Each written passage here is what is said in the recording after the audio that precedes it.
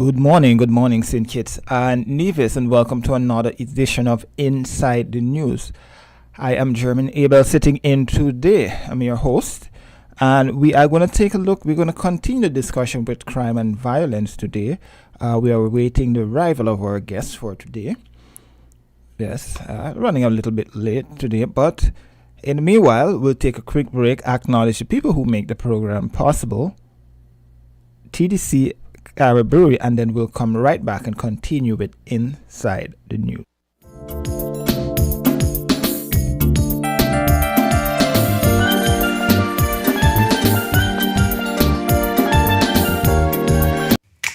Maybe it's the way the brilliant gold liquid reflects our sunshine, or how the bright blue of its label mirrors the clear Caribbean skies overhead.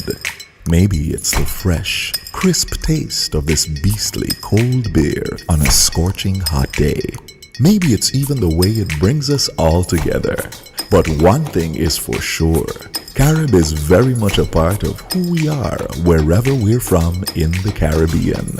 Carib, it's the way we play. Drink responsibly.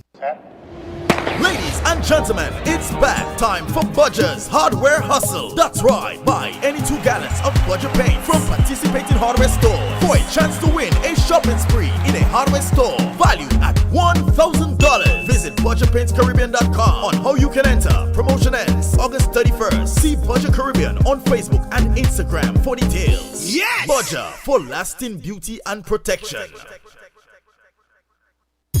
People make the world go round.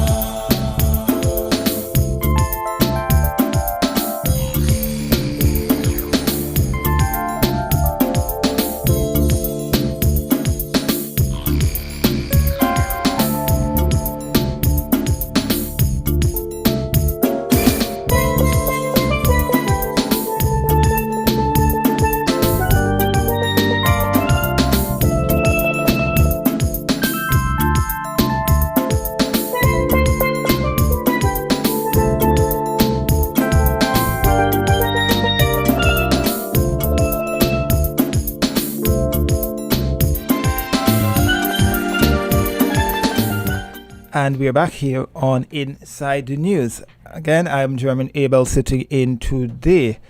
And as I did say, we were supposed to be looking at crime and violence today, continue our discussions and reflecting on some of the challenges that we have encountered over the last several weeks regarding this particular issue.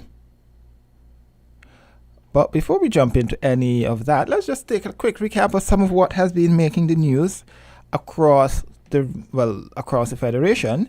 As you know, we had Tropical Storm Ernesto, which passed us. It left its mark. Power was fully restored yesterday to most of the areas on St. Kitts. Nevis was a little bit more faster in its approach to getting the power back up and running on the island, the Nevis Electricity Company.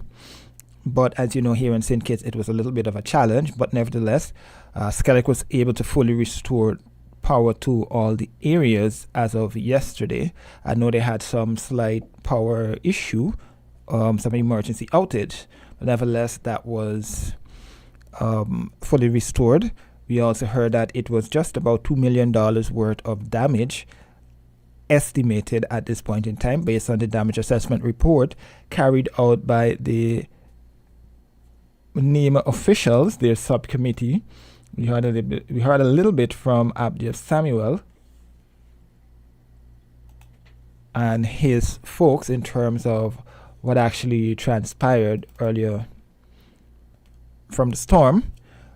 Additionally, there are a number of other issues impacting us here in St. Kitts and Nevis, and we also have to give commendations and congratulations to the St. Paul's United FC for winning the National Bank Premier League title. Yes, they defeated St. Peter's FC 2-0 and won the best of 3 series 2-0. So they won that title. Across the region, crime and violence continue to impact. Jamaica has put out a significant reward for the perpetrators, for information in terms of bringing the perpetrators to justice. We also saw what transpired in Antigua. The videos made the rounds here in St. Kitts and Nevis. Yes, that's also another crime and violence issue. Internationally, U.S. presidential elections, the campaign continues, and we've been hearing a lot of rhetoric from both sides in terms of, mudslinging, as we would say colloquially, when it comes to trying to muddy the water of the other candidate to gain votes and supporters as they head into the November elections. Yes. Additionally, the war in Gaza, that continues. Ukraine is making grounds inside of Russia, while Russia is also making gains inside of Ukraine. So, there's a lot going on that we in the media are following here, regionally and internationally. But nevertheless, we have to bring everything to you despite the manpower challenges we have here in St. Kitts and Nevis when it comes to the media landscape. But today we are going to start first up in terms of preparations. We're still in the hurricane season. There's still some disturbances out there that we are closely monitoring. We, as the Met officials and forecasters, would indicate that it's the hurricane season. It's the peak of the hurricane season. We're heading into the expected, I don't want to use the word peak, but we're heading into the point in the season where it's going to be ramping up in terms of more tropical waves and more potential hurricanes and cyclones and disturbances out there in the Atlantic. What were the lessons we learned from Tropical Storm Ernesto? Those were some of the issues that were discussed earlier this week. And there were certain things that was mentioned that continues to ring and raise alarm bells for me, especially the fact that we were told in advance of this, and we still had some private sector agencies not necessarily adhering to, and also the citizens were not adhering to calls by the police as well as NEMO to shelter in place.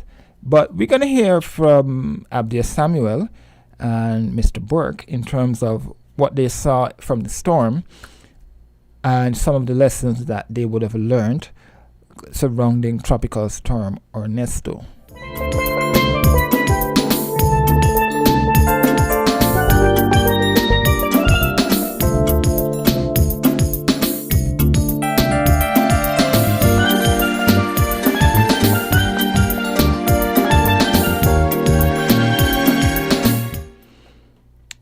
We go to the phone line. Caller, good morning. Good morning to you, Mr. Abel. Greetings in Jesus' name. Yes, the only Savior of sinners. Now, you say we're going to talk about violence. Hello? I'm listening to you. Hello? I'm listening to you. So you're going to talk about yes. violence. So I'm supposed to be having a guest, and we are supposed to be discussing that particular topic, but the guest has not arrived as yet. So. Okay, so let me say a little something about that. As a Christian, I always say, unless we don't do things biblical, where things are not going to be solved. Things are going to get worse and worse if we do not do things biblically speaking.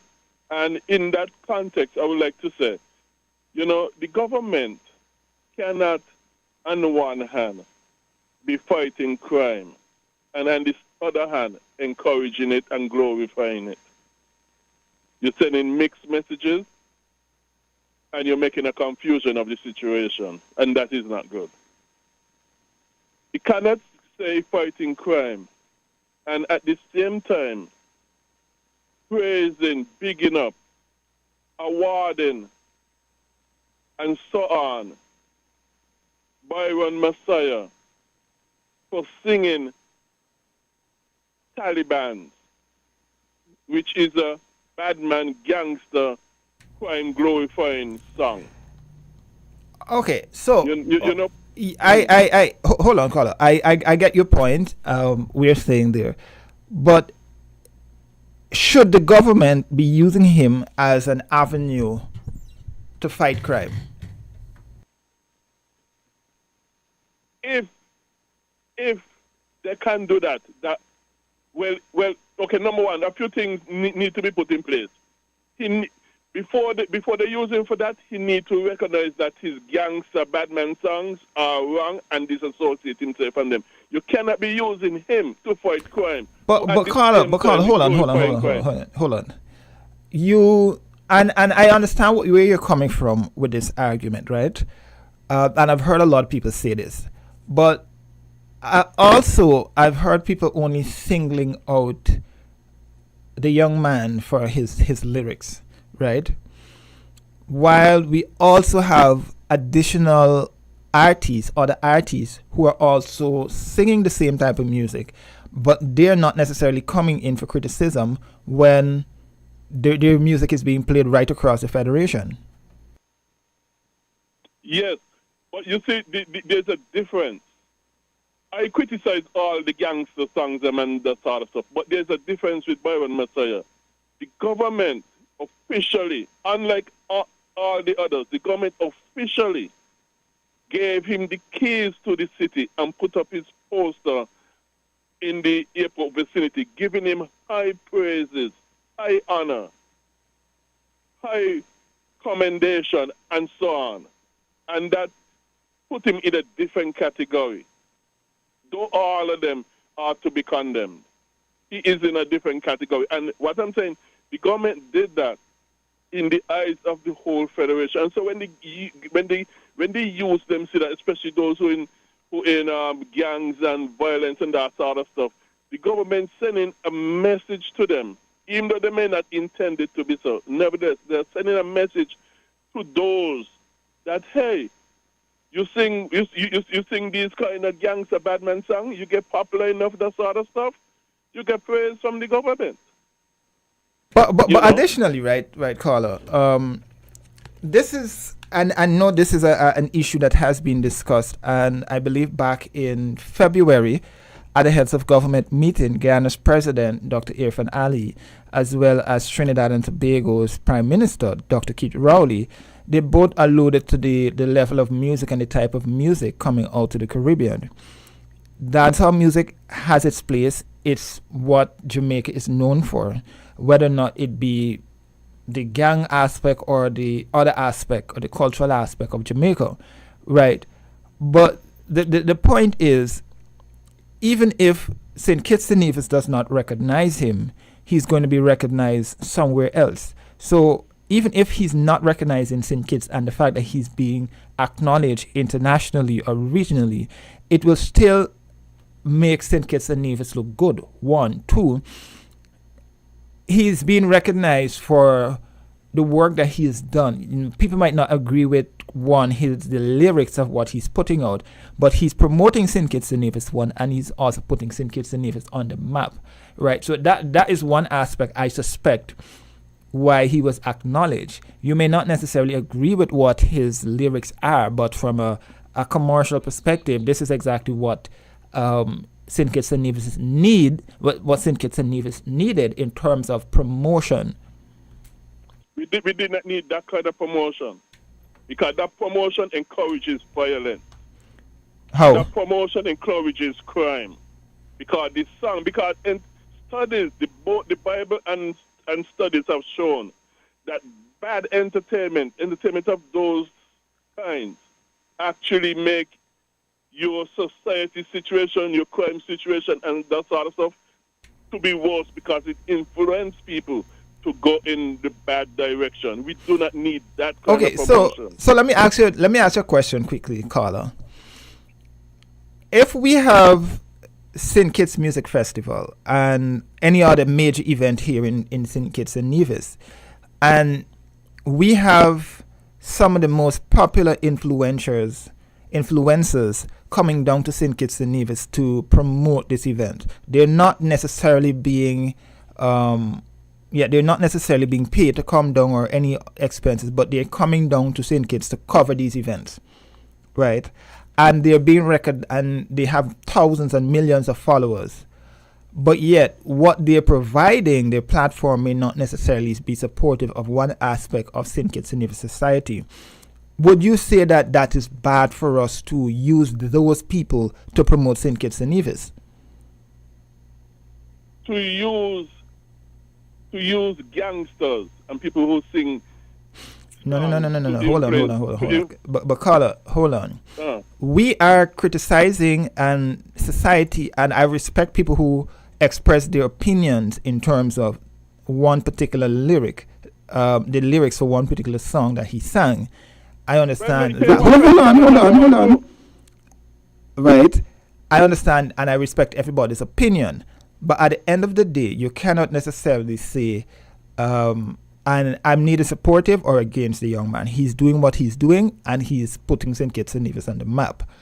But my concern is that we are just looking and utilizing one aspect of what he would have done to chastise and punish the young man for what he is doing as his living, right? We had, and we continue to see many of the Jamaican artists, and not even Jamaican artists, one of the popular rappers right now, he's being used as an influencer regionally, well, internationally, and he was chastised so many years ago, but now he's a popular influencer. I'm not going to call any names, but why are we chastising the young man because he was recognized for his achievements and what he's been doing for his life, right? And he's being used to promote St. Kitts and Nevis, while even though one aspect of his career, we should utilize that to actually bridge the issues and help solve the issues that we have here in St. Kitts and Nevis. Well, okay, let me say, first of all, the government need to take back the keys of the city from him and need to pull down his poster. And the reason for that is this. We send a strong message to the community that, hey, we made a mistake and this is not the way to go. You see, using him to promote St. Kitts and Nevis, you're using him to promote St. Kitts and Nevis on the strength of his Taliban song. But Carla, that's not good. Yeah, but Carla, That's you bad. hold on. You are you're criticizing the young man for one song that he sang. So we have seen many people across the world make one mistake, and they're forgiven, and now they're living their lives, right? And they're doing the best that they can do. We are criticizing him for one song that he sang that is very much popular across the world, and yet he's putting St. Kitts and Nevis on the map, and we are chastising him because I'm a bit perplexed.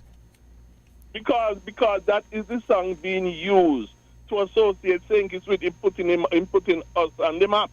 Yeah, but that again, is not a good association. Yeah, but again, do we chastise people for the music that they play in vehicles, the lewd lyrics, the whatever? We all know what they are, right? And I understand what you're saying, but is it fair for you to chastise the young man, drag the young man down for doing what he's been doing? Yeah, because the message is influencing young minds, especially to go in the criminal direction, in the bad direction. So he must be chastised, not only him, but others to do it. But what I'm saying, he has been taken to a different level, a higher level in commendation and praise. Yeah, but again, you are for his gangster song. Yeah, but Carla, you are chastising the person who is putting out the lyrics, but not necessarily chastising the people who is the center to this discussion, right? Because you're going to tear somebody down, but not getting to the root of why we are having this discussion. Because he performed his song and he was recognized for the music, right? And that is sad and bad. Because to do gangster bad man song, they encouraging violence, encouraging crime and that sort of stuff, and being recognized for that is not a good thing. It's a bad thing. It's something that should be condemned. Because Again, you're sending I'm a not message to the youth Yeah, go but in the wrong direction. yeah, but the thing is, right, caller, I'll give you 30 seconds to respond, and then I have to take a break, and I'll go and play the clip that I was going to play. My point is this, caller. We have an artist, a young man who came out, he performed his music, it is selling, because if it was not selling, we would not have been having this discussion. Let's be frank, right? We would not have been having this discussion. More based on what the government Hold on. I'll give you 30 seconds to respond, right? We would not be having this discussion of whether or not it's a bad man song or whatever it is, right? A lot of people were not even aware of his music, right? Now, he has been recognized for the potential that he has. He has been recognized for the fact that his music is reaching billions and so forth. Again, I do not agree, nor do I agree with his music. That's what he does. That's how he ply his trade.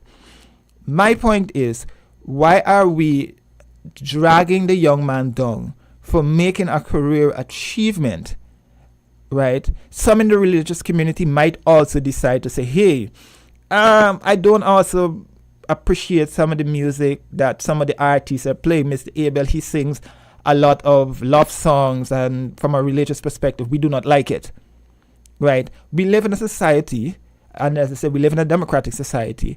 Everybody can chastise, but I don't agree with this fact that people are saying that we should bring the young man down because of the achievement that he has. Instead of dragging him down, what should be done is utilizing him and his popularity to deal with the issue that we have right now, which is crime and violence. You're saying, and people are arguing, and I understand that his music is quote unquote, as you guys would describe it, is gangster and is glorifying crime. Why not use him as an influencer to deal with the problem that we have? 30 seconds. Okay, number one, you can't use sin to correct sin, okay?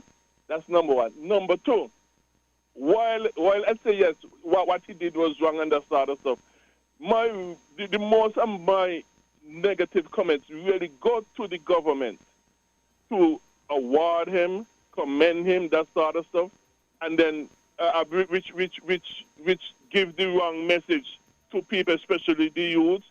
And next thing, it's part of the problem, it's part of the crime problem, not part of the solution. That song, Taliban song that they're awarding for, that they praise him for, that sort of stuff, is a part of the problem, not a part of the solution. And so all I'm saying is that the government needs to send the correct message. Hey, we did a wrong thing in the past. We are taking back the keys to the city. We are taking down this poster to send a message that crime will not be tolerated in any way and will not be praised in any way and will not be awarded in any way. Okay, let me ask you a question, and then I'll give you, this is just a direct question, and then I have to take a break, and then we'll come back and play the clip. Was crime there before his song was released? Yes or no? Yes. Okay. Yes. Okay. Definitely. Okay. That's, but he add fuel to the fire. But that's all I'm saying, right? I understand what you're saying. Fuel to the fire. Right. All right. Yeah, the end doesn't justify the means. All right, Carla, thanks. I have to take a break now, and then we'll come right back. All right, man. Thank you. Well, yeah, there you had it. That was our first caller. Again, we may not necessarily agree we not necessarily agree on every topic and facets of stuff, but I don't necessarily recommend us bringing anybody down for what they do. We all choose different career paths. You may not necessarily like it, but at the end of the day, it is for us to find solutions to the problem of crime and violence, because it's something that's facing us here in St. Kitts and Nevis and the wider Caribbean region. Well, let's acknowledge the people who make the program possible, TDC and Carol Brewery, and then when we come back, we will hear from Abdia Samuel and company surrounding the issue of the tropical storm and some of the challenges that they encountered earlier this week.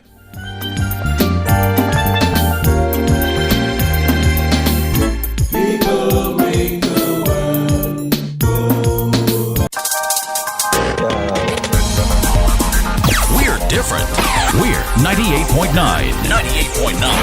FM. Maybe it's the way the brilliant gold liquid reflects our sunshine, or how the bright blue of its label mirrors the clear Caribbean skies overhead. Maybe it's the fresh, crisp taste of this beastly cold beer on a scorching hot day. Maybe it's even the way it brings us all together. But one thing is for sure, Carib is very much a part of who we are wherever we're from in the Caribbean. Carib, it's the way we play. Drink responsibly. Need some extra cash to make your summer dreams come true? Look no further than TDC Financial Services Live Your Dream this summer loan promotion. With up to $65,000 unsecured and up to 8 years to repay, our summer loan promotion is your ticket to that dream vacation, home renovation, or anything else your heart desires. Applying is easy, so why wait? Take advantage of TDC Financial Services Live Your Dream this summer loan promotion today and make this summer one to remember. People make the world go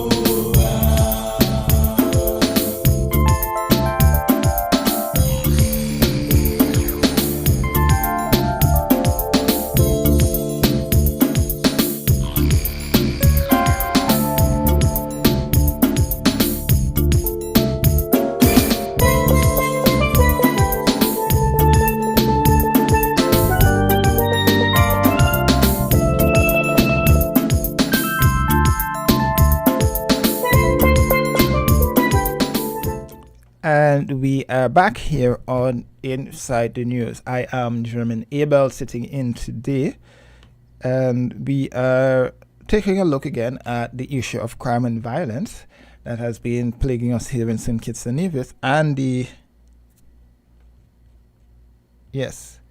crime and violence that has been plaguing us here in St. Kitts and Nevis, as well as the recent tropical storm which passed by recently. But we are going to hear now a little bit, just some of you may have heard this, but this is the discussion that we're going to center for the rest of the first half of the program, that we are going to be focusing on. We're going to hear a little bit from outgoing head of the National Emergency Management Agency, Abdel Samuel, in terms of some of what they have found during some of the lessons learned during the passage of Ernesto.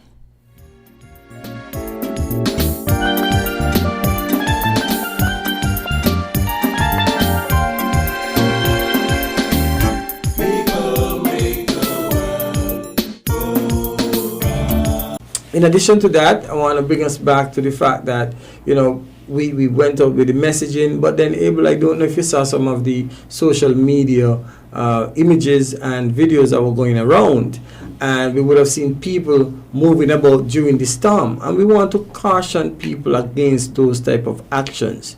Those are unwelcome actions. Those are actions that are unnecessary and avoidable.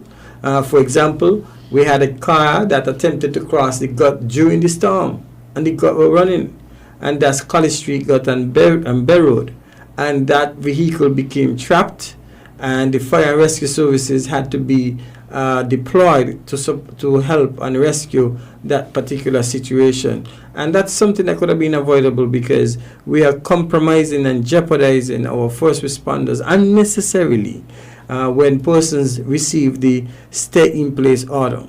I also want to recognize another observation that we experience is the closure. So the government would have taken the advice that we would have closed on Tuesday, and that was well done, highly commendable. And we were hoping that the private sector in particular and other businesses would have followed same. Regrettably, some didn't, so we would have find ourselves in a situation whereby employees from those businesses that remain open had a very difficult time getting home. They found themselves trapped in the deteriorating weather condition, and as a result of that, it placed challenge where we were asked to provide transportation to take these individuals home.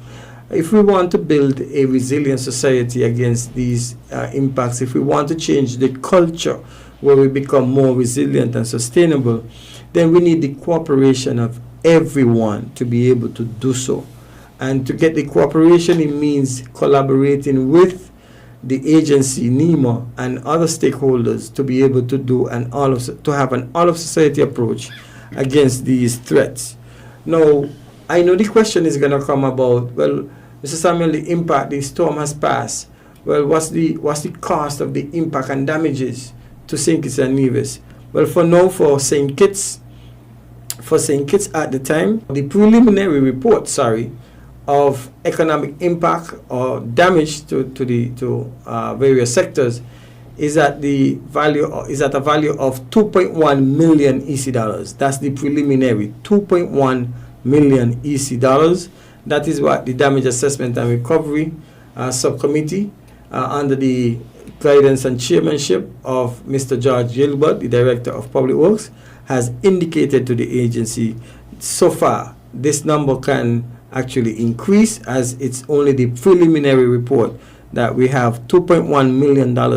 We have sustained $2.1 million in damage. So it's important for the general public to do so. In terms of the restoration of essential services, such as power, electricity, and water, I know that water has been restored to a large area of St. Kitts in particular, and Nevis as well, because we also received the reports from Nevis.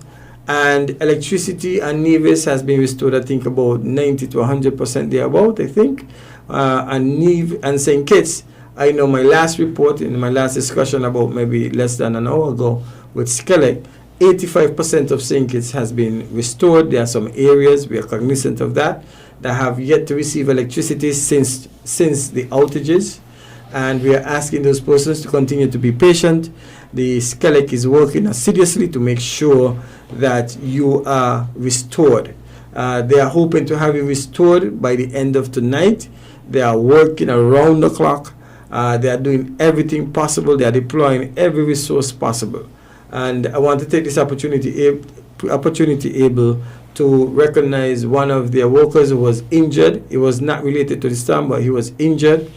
And we are hoping and wishing for his speedy recovery. So again, these restorations are going well. And next week, Tuesday, there's going to be what we call an after action review, AAR. And that's going to happen at the NEMA, where we're going to bring all the stakeholders together to have a discussion, to look at the actions that we took and see how best these actions really met their objectives, how effective they were, identify gaps, and for us to look at implementable solutions to these gaps that were identified.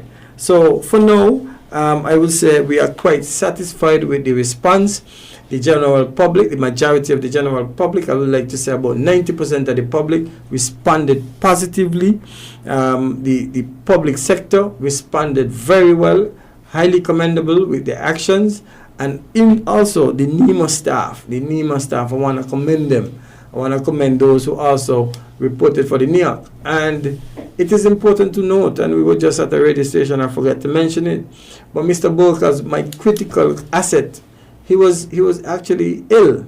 I had to take him to the hospital where he got some injections, and he was able to bounce back from that and come back and work. And that is commendable actions. Those are personal sacrifices that have no value. So thank you again, Mr. Boak, and thank you, Abel, for being able to support us in messaging and talking to the people as to what we are doing. So thank you, and that's, in a nutshell, my report. I am open to more dialogue. Okay, so I will give your... Hold on. Well, for me, first and foremost, I just like to thank the general public for the assistance and support before and during the storm, and of course afterwards. But I just like to justify or qualify my presence here. This is a very new experience for me. I'm just here for the first time this week. So it's basically going through the onboarding process to basically learn about the operations of NEMA and the NEOC, and to basically learn how we deal with or manage disasters when they come about. So all in all, the experience was great. I mean, it was really tiring and challenging. It's a lot to learn and process at the same time, because you have to deal with persons and you have to deal with challenges that may come about, and you have to think fast through it and so forth. So it's just, as I say, it's a learning process, and I'm willing and able to learn as we embark on this new venture. How serious do you think we as a society take these issues? Because I know we have this rationale in our minds that if it's not a hurricane, it's not anything serious. But and that's the sad part. And again, as I outlined in my presentation, trees fell down. Persons had to be taken from their homes and taken to shelter. These individuals could have lost their lives. We could have had flying projectiles at 40-50 miles per hour coming at you, and just imagine something hitting you at 40-50 miles per hour. What could have happened to you? What strain you would have put on the emergency response and our medical systems, and the stress on your family, the psychological impact to your families and friends. So it's important to look at the wider aspect of that. In terms of legislative, no, there was no arrest. I don't think we wanted to go down that road. The security forces were out encouraging persons. You would have seen that Superintendent David and I would have made an appeal. We would have made an appeal to the general public to get off the road. We are still in consultation with the Office of the Attorney General in terms of looking at legislative reforms to be able to empower us that when we say shut down, it means shut down. When we say shelter in place, it means shelter in place. In order for us to do that at the moment, it meant that we would have had to issue a state of emergency. And a state of emergency is a bit extreme. You're talking about taking away all the rights of individuals. And I don't think that the situation would have warranted that. So again, we yielded to the good sense of persons, and hoping that persons would adhere to the advisory. So that's able in a nutshell that we are still in that consultative process in terms of enhancing our legislative framework.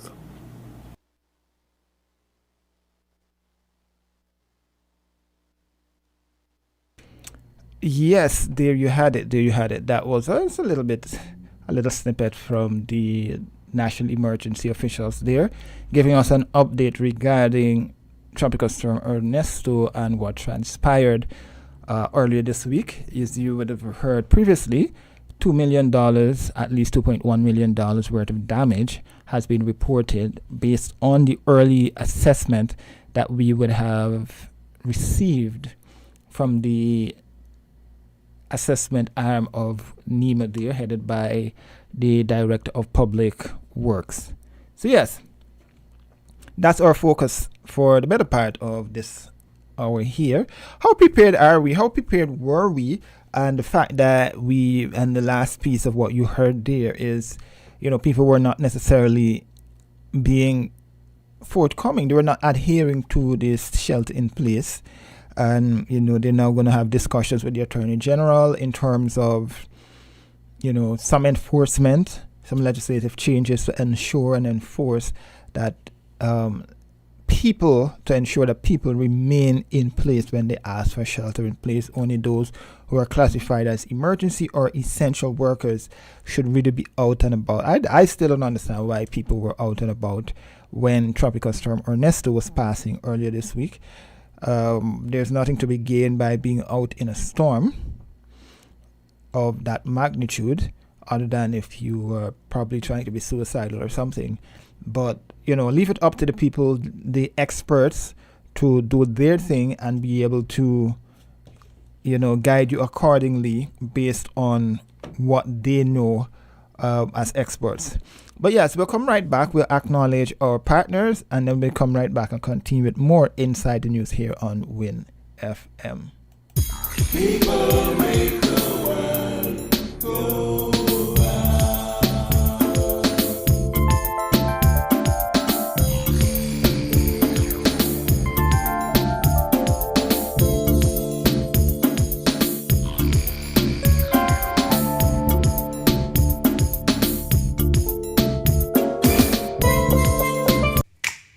Maybe it's the way the brilliant gold liquid reflects our sunshine, or how the bright blue of its label mirrors the clear Caribbean skies overhead. Maybe it's the fresh, crisp taste of this beastly cold beer on a scorching hot day. Maybe it's even the way it brings us all together. But one thing is for sure, Carib is very much a part of who we are wherever we're from in the Caribbean. Carib, it's the way we play. Drink responsibly. That's the familiar sound of the school bell ringing to let you know that class is in session.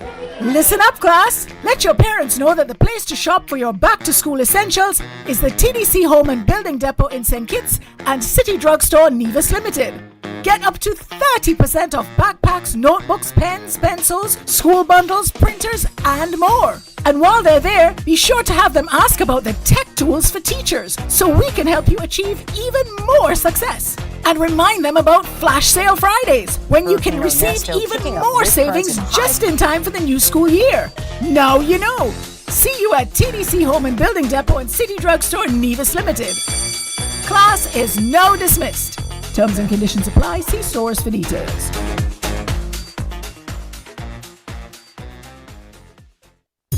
People make the world go round.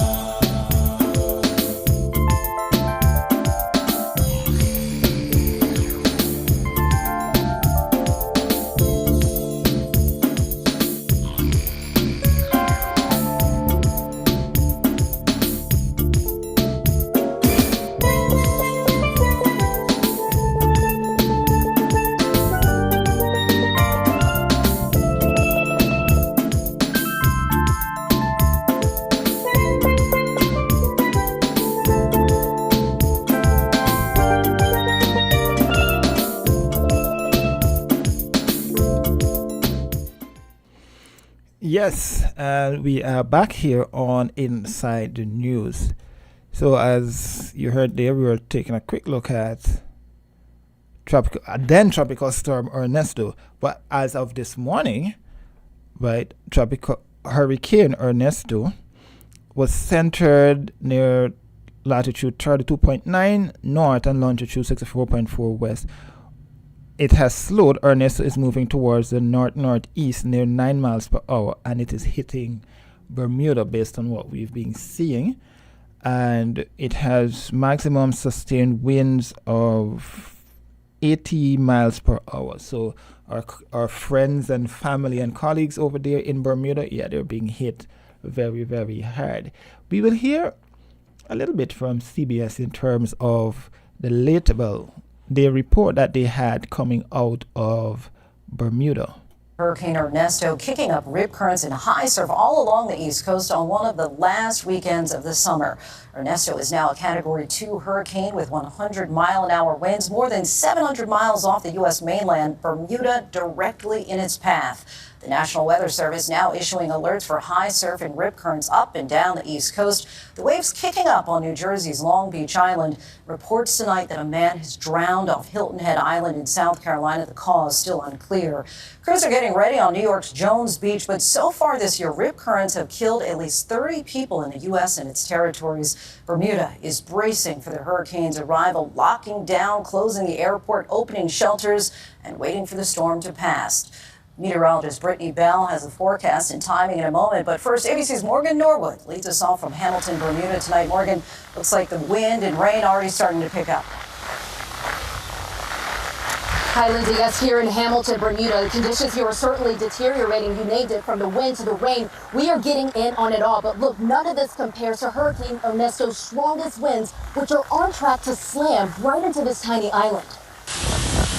Tonight, after battering Puerto Rico and the Leeward Islands, Hurricane Ernesto is bearing down on Bermuda. We are facing an intense and prolonged period of at least 36 hours of sustained winds and dangerous weather conditions. Marinas deserted, cruise ships gone. Tom and Darlene Fernandez are here on vacation from South Carolina. They know about hurricanes. We know what to expect, but the anxiety of being in a foreign place while the storm is coming, that's the unnerving part. Even though it's churning hundreds of miles offshore, Ernesto will still bring dangerous surf and potentially deadly rip currents to beaches up and down the east coast of the U.S. At New York's Jones Beach, crews building sand berms to help keep the waves at bay, warning beachgoers to be careful. Water's been very rough. Going forward this weekend, we're predicting very serious and very strong rip currents. And here in Bermuda, there is a strict building code, which means all buildings must be able to withstand 110 mile per hour sustained winds. So that means structures like this, as the storm continues to move through, will certainly be put to the test, Lindsay. We hope everyone is able to stay safe. Morgan, thank you.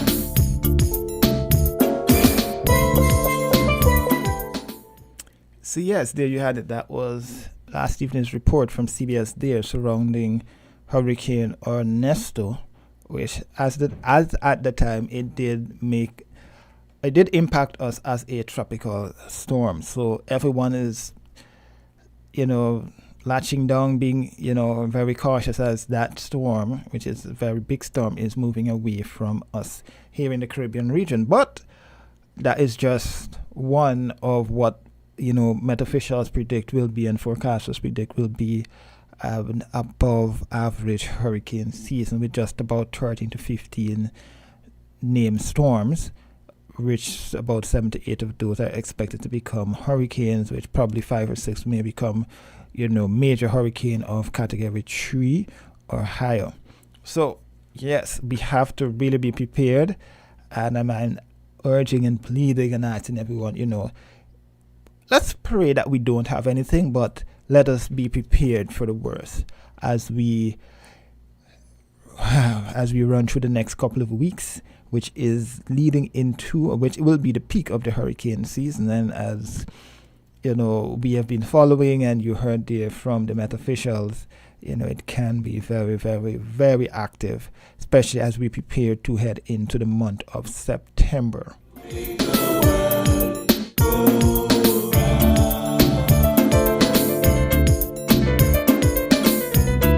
How many of us have an actual hurricane preparedness plan? That is and was the biggest talk before Tropical Storm Ernesto, and I still don't believe many people actually would have put those systems in place. Being able to have some clothes put aside, important documents put in plastics, wrapped in plastics, your passport, your birth certificates, the IDs, those critical documents. But we will see, and I trust that everyone continues to be prepared as we look ahead to the peak of the hurricane season. It's just about 11:55 or 11:56 thereabout. We will take one final break and we'll head over to the news desk. Kevin Brown is on the news desk today, and we'll break for the headline news, and then on the other side we will continue with the discussions. My guest is actually indicated that they'll be here for 12:30, so we will continue that discussion of crime and violence on the other half of the program. So we'll take a quick break now, and then when we come back, we will continue with more Inside the News.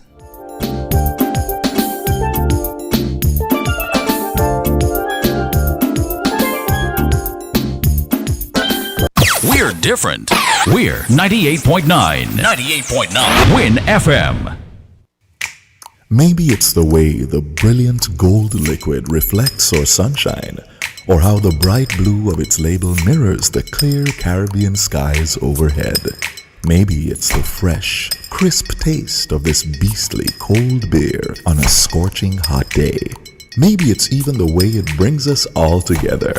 But one thing is for sure, Carib is very much a part of who we are wherever we're from in the Caribbean. Carib, it's the way we play. Drink responsibly.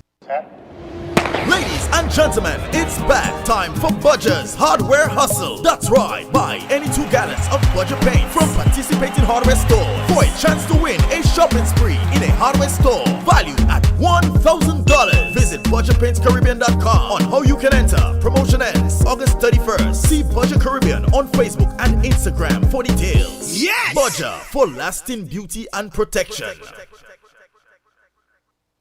People make the world go round.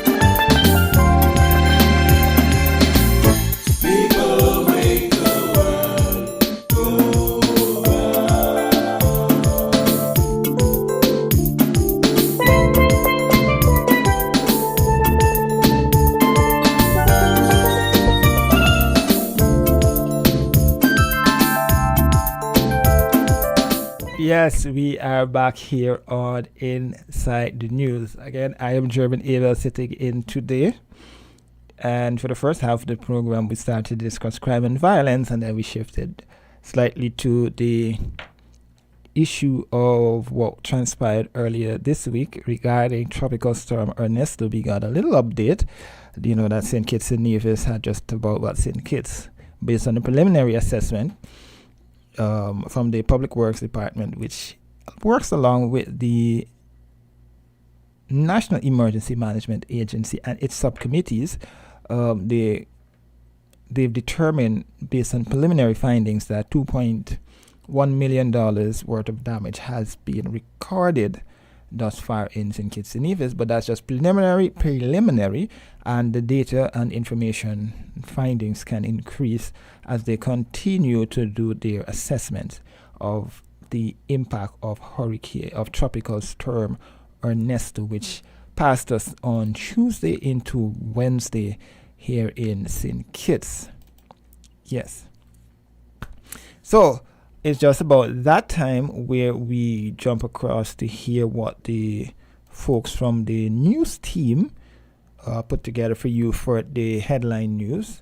And then when we get back, we will talk more crime and violence and solving this issue, which continues to impact us here in St. Kitts and Nevis and right across the Caribbean region. WINN is 98.9. 98.9 is WIN FM. People make the world go round. Maybe it's the way the brilliant gold liquid reflects our sunshine, or how the bright blue of its label mirrors the clear Caribbean skies overhead. Maybe it's the fresh, crisp taste of this beastly cold beer on a scorching hot day. Maybe it's even the way it brings us all together. But one thing is for sure, Carib is very much a part of who we are wherever we're from in the Caribbean. Carib, it's the way we play. Drink responsibly. You found the sound. 98.9 WIN FM. We now bring you the headline news. The headline news is brought to you by Caribbean Alliance, The Grange, and Carib Brewery.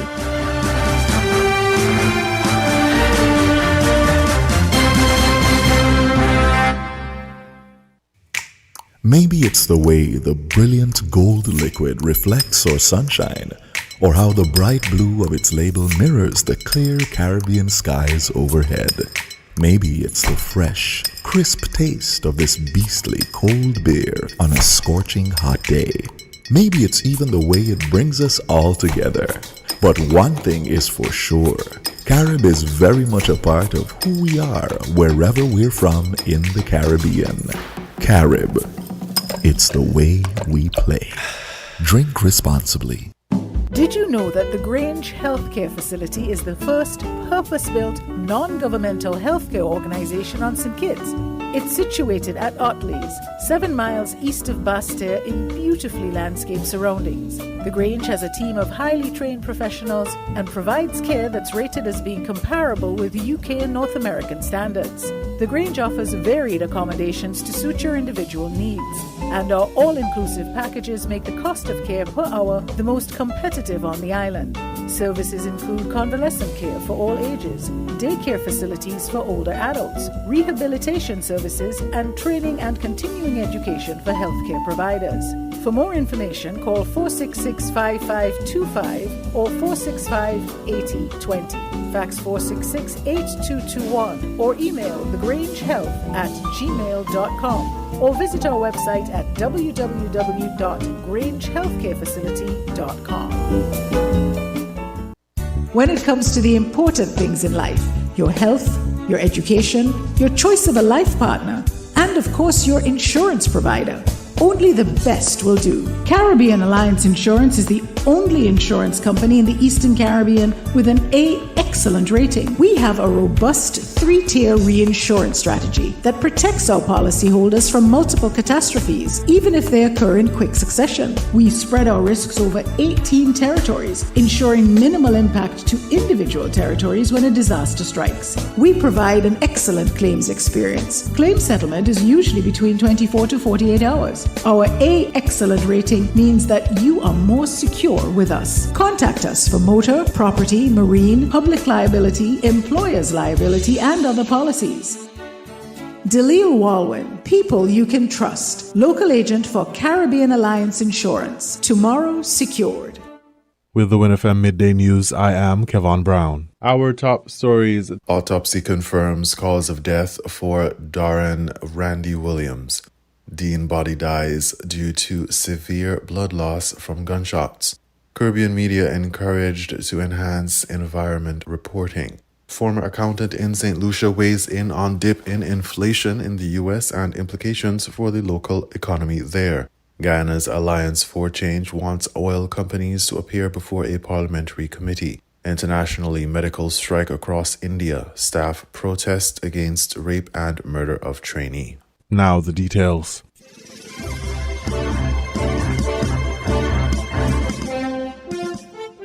An autopsy conducted on August 16, 2024 has confirmed that Darren Randy Williams, a 43-year-old resident of Craddock Road, Nevis, died from multiple gunshot wounds.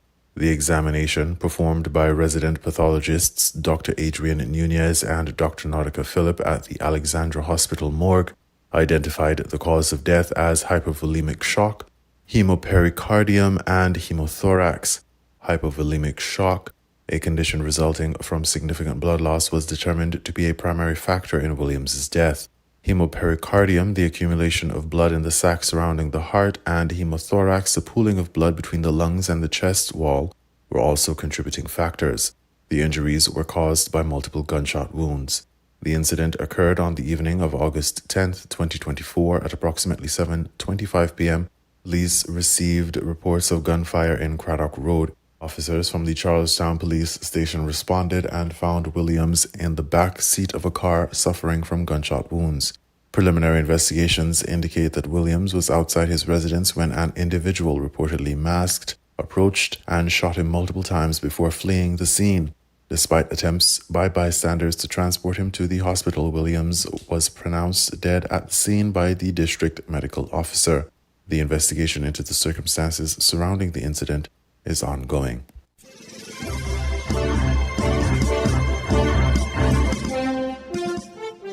An autopsy has confirmed that Dean Body, a 45-year-old resident of Tabernacle Village, St. Kitts, died from hypovolemic shock caused by severe blood loss. The autopsy was conducted on August 14, 2024 at the Joseph and France General Hospital mortuary by resident pathologists Dr. Adrian Nunez and Dr. Nautica Phillip. The severe blood loss occurred due to complications following an exploratory laparotomy, a surgical procedure involving an incision into the abdomen, necessitated by gunshot wounds. The autopsy findings indicated that Body sustained significant intra-abdominal organ damage and required a left chest insertion due to the gunshot injuries. Despite medical interventions, his injuries proved fatal. Body was shot on August 1, 2024 in Tabernacle Village. According to the authorities, he was walking through the playing field near Tabernacle Primary School at approximately 10 p.m. when an unidentified assailant fired multiple shots at him. Body managed to move away from the scene but collapsed near the school. The police investigation into the shooting is ongoing.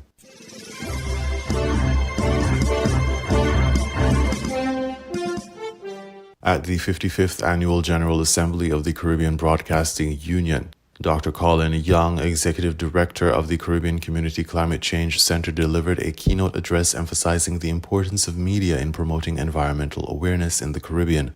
Dr. Young highlighted the region's environmental challenges, including pollution, coral reef degradation, and biodiversity loss. He referenced recent global temperature records, noting July 22nd and 23rd, 2024 marked some of the hottest temperatures on Earth in recent history, and cited the United Nations assessment that climate change poses a significant threat to humanity. In his speech, Dr. Young addressed the role of the media in sharing public understanding of environmental issues. He urged media professionals to explore environmental challenges, underlying causes, and impacts, moving beyond surface-level reporting. He also noted a shift in how environmental issues are perceived, particularly regarding economic and social implications. A four-pronged approach was proposed for media professionals to enhance their environmental reporting. Focus on the human impact, examine policy effectiveness, investigate leadership and resources, and link environmental issues to social justice. Dr. Young identified climate change as a critical concern for the Caribbean, noting that international efforts to reduce greenhouse gas emissions have not yet achieved the desired outcomes. He called on the media to hold leaders accountable for their commitments to address climate change. Caribbean media professionals should collaborate to raise awareness of environmental issues and promote sustainable practices.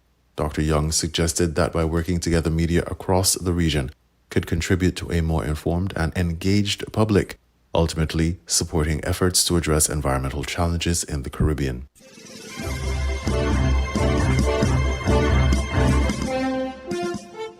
In regional news, former accountant in St. Lucia weighs in on dip in inflation in the U.S. and implications for the local economy there.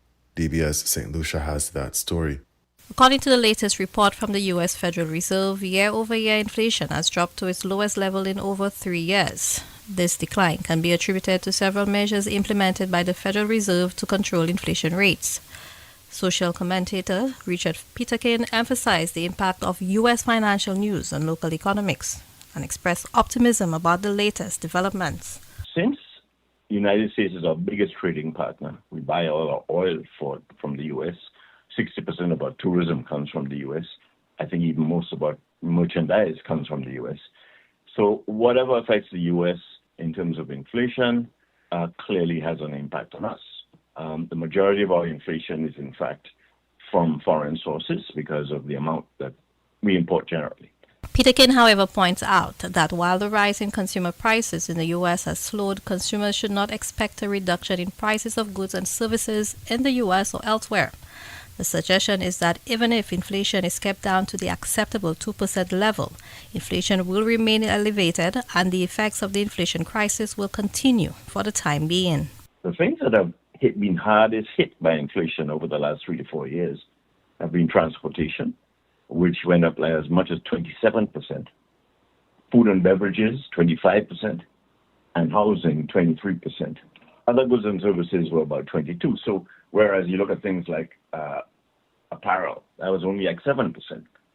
So clearly, you know, our biggest problem over here has been, I think, a combination of the increase in the price of housing, that is all, you know, the hardware and other stuff that we buy to build homes and to maintain homes, and of course the price of food in the groceries and supermarket. But as I said, it does not now mean that those prices are going to go back down. Meanwhile, the ongoing inflation slowdown could affect the U.S. presidential campaign, given that former President Donald Trump has highlighted rampant inflation as a key failing of the Biden administration. For the DBS News World, I am Zane Romulus.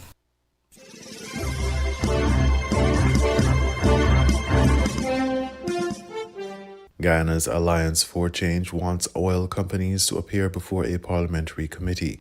Guyana News Source reports. Executive member of the Alliance for Change, Kemraj Ramjatan, today called for the scrapping of a 2014 parliamentary rule, which essentially blocks private companies and organizations from appearing before the Parliamentary Sectoral Committee on Natural Resources. At an AFC press conference, Mr. Ramjatan said the government is holding tight to the rule to prevent the ExxonMobil company and other companies from appearing before the committee. He told reporters that the fact that ExxonMobil is operating offshore Guyana with a license given to it by the government of Guyana, it becomes an agent of the government for the extraction of a resource of Guyana, and should therefore be made to appear before the Parliamentary Sectoral Committee to face questioning. The law is in relation to these summoning of witnesses and summoning of companies already very clear in our standing orders, whereby these various sectoral committees and standing committees have the power to call in companies or companies' CEOs and so on. And it is rather strange that now when our Natural Resources Committee, as it presently exists, that is the 2024 one, had to be bound by some decision of a previous committee, I think it was 10 years, 2014. Additionally, Mr. Ramjatan said the government's argument of precedents cannot stand, pointing out that ExxonMobil was summoned before the committee back in 2018, and the company showed up and faced questioning. So the AFC is making the statement that we cannot derogate by this manner the power to summon or deny the sectoral committee the power not to summon. It is important that we understand that everybody must be accountable, everybody must be scrutinized, who have natural resources as the basis of their agreements with government, and be they companies or even persons. Ramjatan said his party does not trust the government's account about the country's oil reserve, explaining that it might be one of the reasons it is not inclined to have the company before the committee, because it may very well prove that the government has been providing wrong information to the people of Guyana. The government of Guyana always talk about accountability and transparency and scrutiny. How could they now avoid it and evade it by virtue of a certain precedent some 10 years ago? The opposition member of parliament said there are many issues related to the oil and gas sector that needs to be examined, but the major company operating in the sector ought to face the parliamentary committee.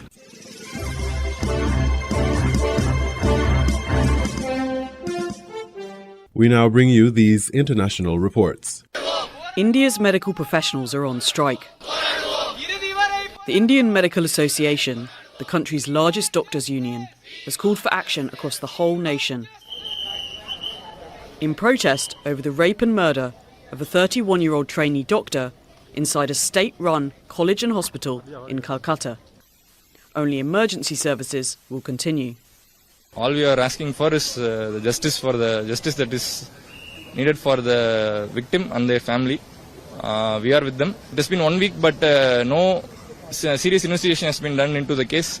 So some scapegoats have been getting arrested. The original culprits are still out there. Thousands have also marched across the state of West Bengal and in other cities, including the capital New Delhi. While marches have been peaceful, a group of men reportedly attacked the hospital where the assault took place. Doctors say they don't feel safe and have been let down by the government, as does the father of the victim. Her mother kept calling her continuously, but she was dead by then. The most painful thing is that from 3 a.m. to 10 a.m. in the morning, no one cared to ask the whereabouts of an on-duty doctor. This is hurtful. Rates of rape are shockingly high in India. In 2022, there were 31,000 reported cases. Following a gang rape in 2012 and public outrage, the government introduced legal reforms. But activists say it's not been sufficient. Rape has become part of the new emerging toxic masculine culture in India because there is impunity again and again for the rapists, and sometimes not just impunity, but actual protection by government agencies, and sometimes even rewards and awards. India's Central Bureau of Investigation is looking into this case. But doctors say they will not stop the strike until there is a solution. And for activists like Ruchira, a solution includes an increase in safety measures in the workplace, higher conviction rates for rapists, and broad societal change in rejecting sexual violence. Imogen Kimber, Al Jazeera.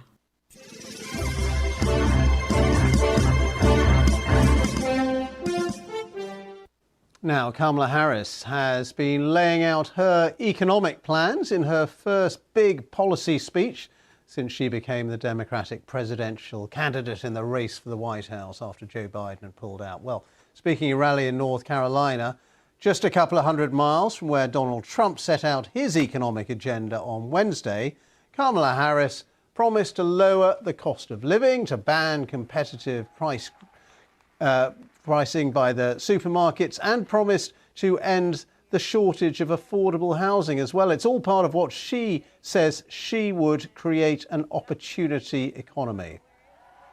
Still, we know that many Americans don't yet feel that progress in their daily lives. Costs are still too high. And on a deeper level, for too many people, no matter how much they work, it feels so hard to just be able to get ahead. As president, I will be laser focused on creating opportunities for the middle class that advance their economic security, stability, and dignity.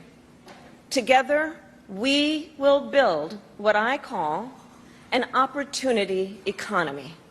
Well, let's analyse that speech a bit with our North America correspondent, Nomia Iqbal, who joins us once again from Washington. Nomia, what was your assessment? This was her, as I say, her first big policy speech since she got the nomination, and very much about the economy, very much actually about inflation, which has been considered to be one of her vulnerabilities.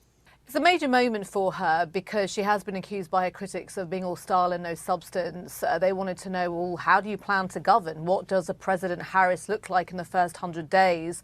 And the economy is the number one issue that voters care about: rising inflation, the cost of living. And she addressed all of that, what her vision was. Her speech was 30 minutes long, I think, which was pretty short, concise, if you certainly compare it to Donald Trump, who gave a speech in North Carolina also yesterday.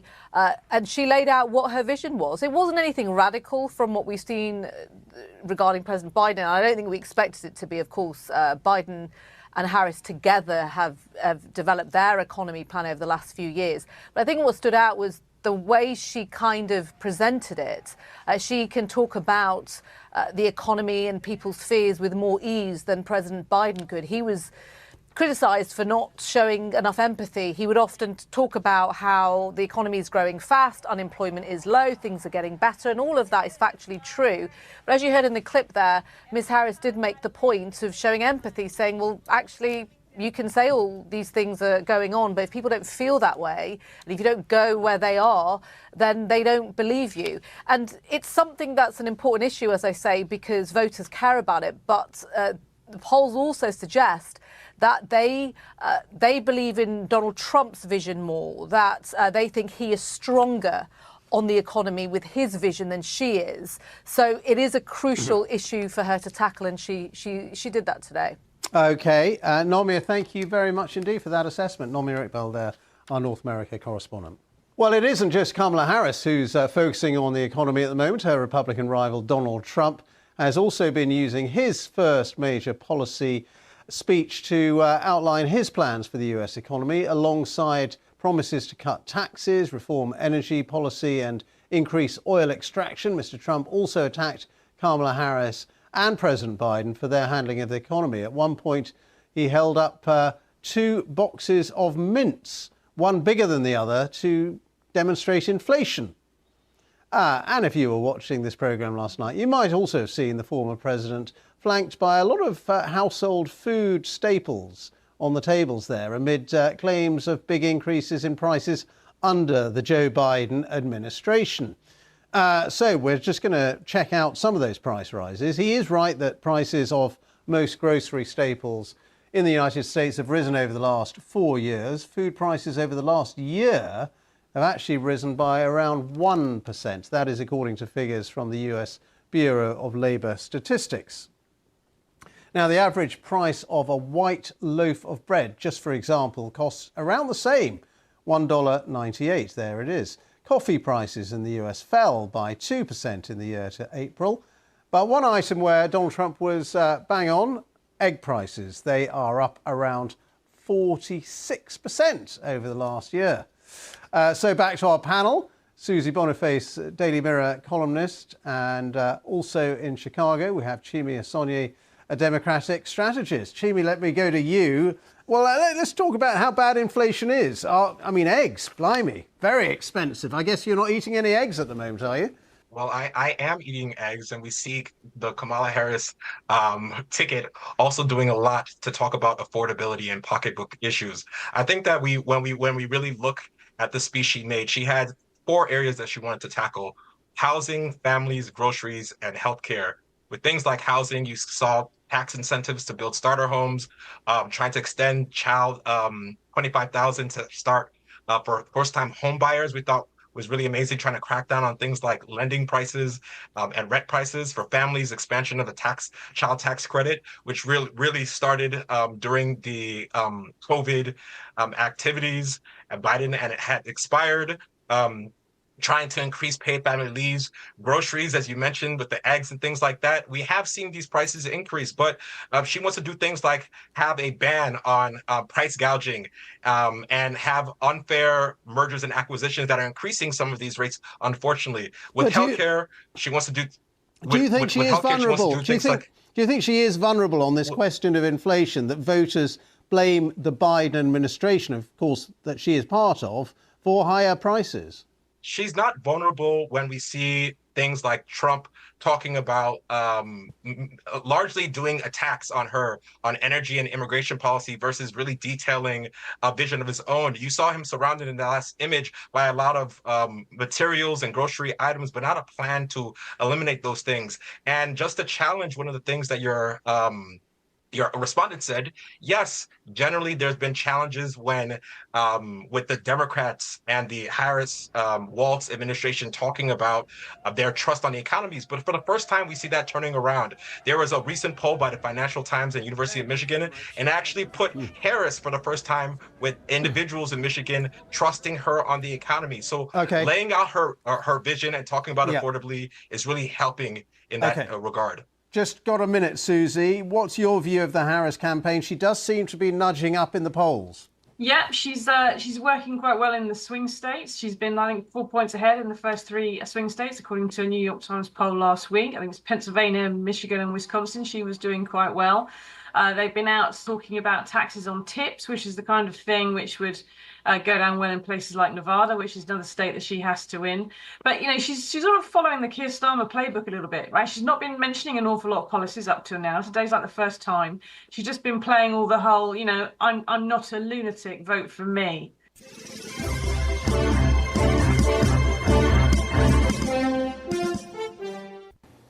President Biden says a ceasefire in Gaza is much closer than it's ever been, but that it's not there yet.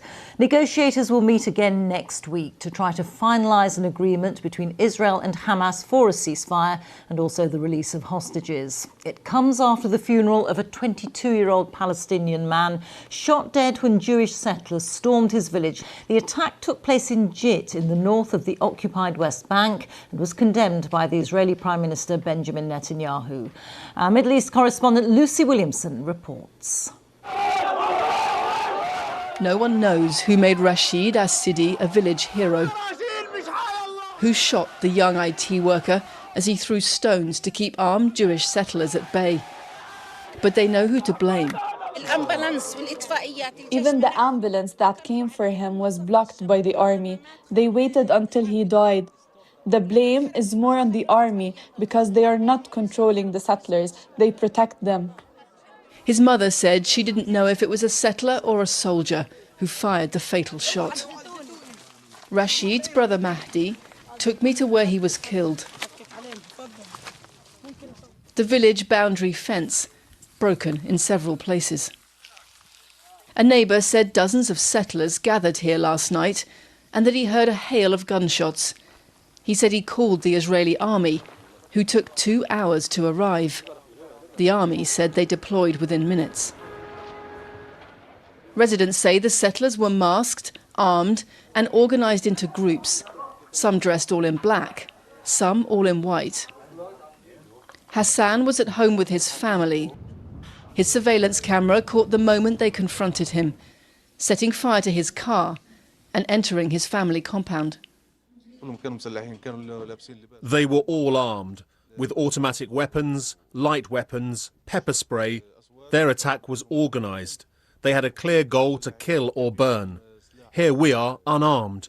They have the government supporting them. We have nothing, except ourselves. Israel is under fierce international scrutiny over settler violence in the West Bank. Israel's army says it has launched a thorough investigation. Those gathered for Rashid's funeral prayers had little faith in justice. The body of Rashid Assidi is leading a procession of anger through the village of Jeet. People here trace this violence right back to the behavior of Israeli security forces and the policies of Israeli politicians. A Palestinian village surrounded by Israeli settlements, distrustful of Israeli forces, burying their anger along with their grief. Let's join Lucy in Jerusalem just now. And Lucy, there are ceasefire talks underway. What's the latest on those?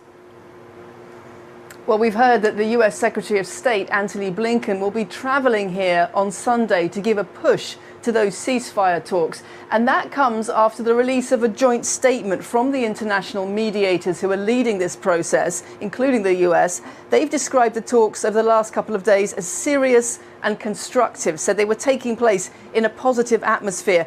But it's not clear exactly what substantive detail has been agreed. What is clear is that there's enormous international pressure on both sides to go the extra mile this time and sign a deal.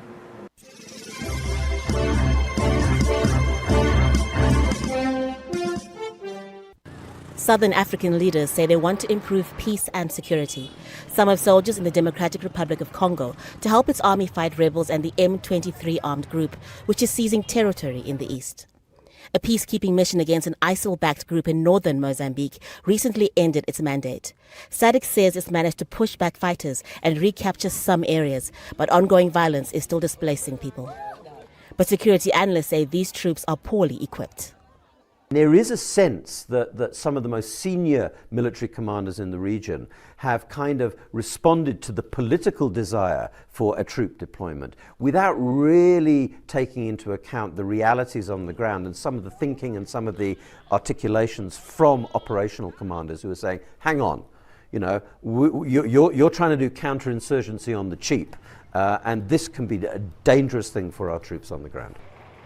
Rights groups also want leaders to address accusations of human rights abuses in countries such as Eswatini, Zambia, and here in Zimbabwe, where this year's SADC summit is taking place. The way probably we handle each other in Zimbabwe leaves a lot to be desired.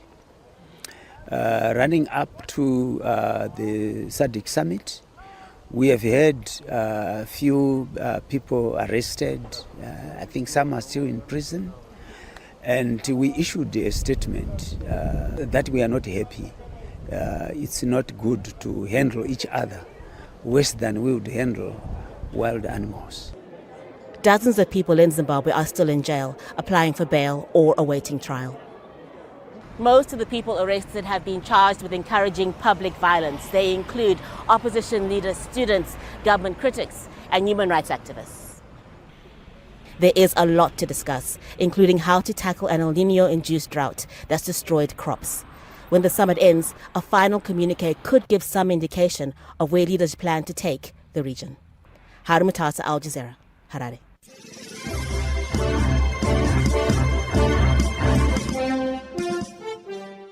You were listening to the Midday News on WINNFM 98.9. The headlines: Autopsy confirms cause of death for Darren Randy Williams. Dean body dies due to severe blood loss from gunshots. Caribbean media encouraged to enhance environment reporting. Former accountant in St. Lucia weighs in on dip in inflation in the U.S. and implications for the local economy there.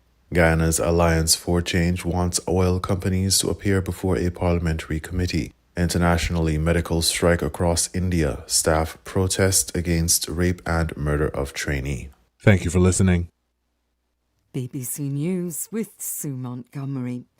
Hezbollah has fired a barrage of rockets into northern Israel after at least 10 people were killed in an Israeli strike on a residential building in the southern Lebanese city of Nabatea.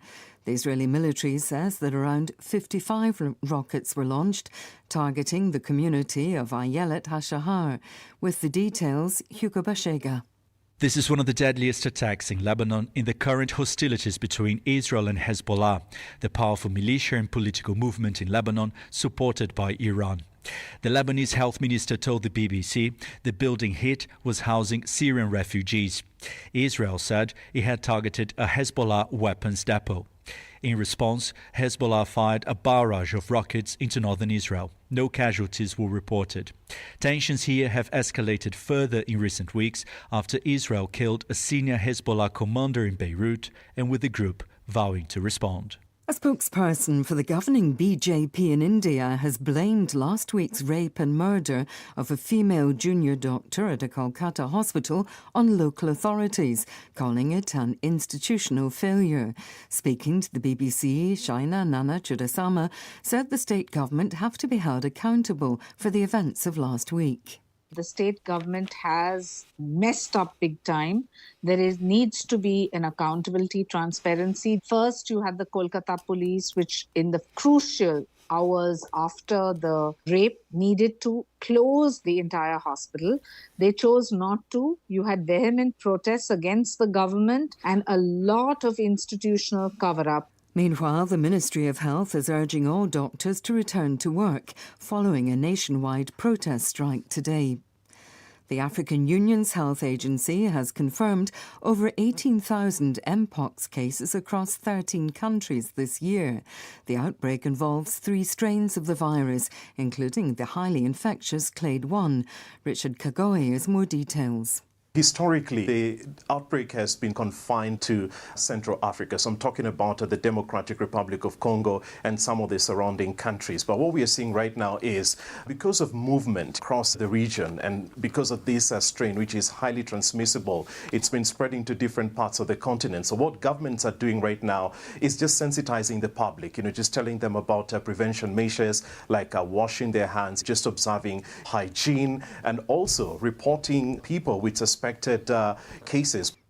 Venezuela's opposition leader Maria Corina Machado has called for nationwide demonstrations today to protest against President Nicolas Maduro's disputed election victory last month. She said she would join a march in the capital, Caracas.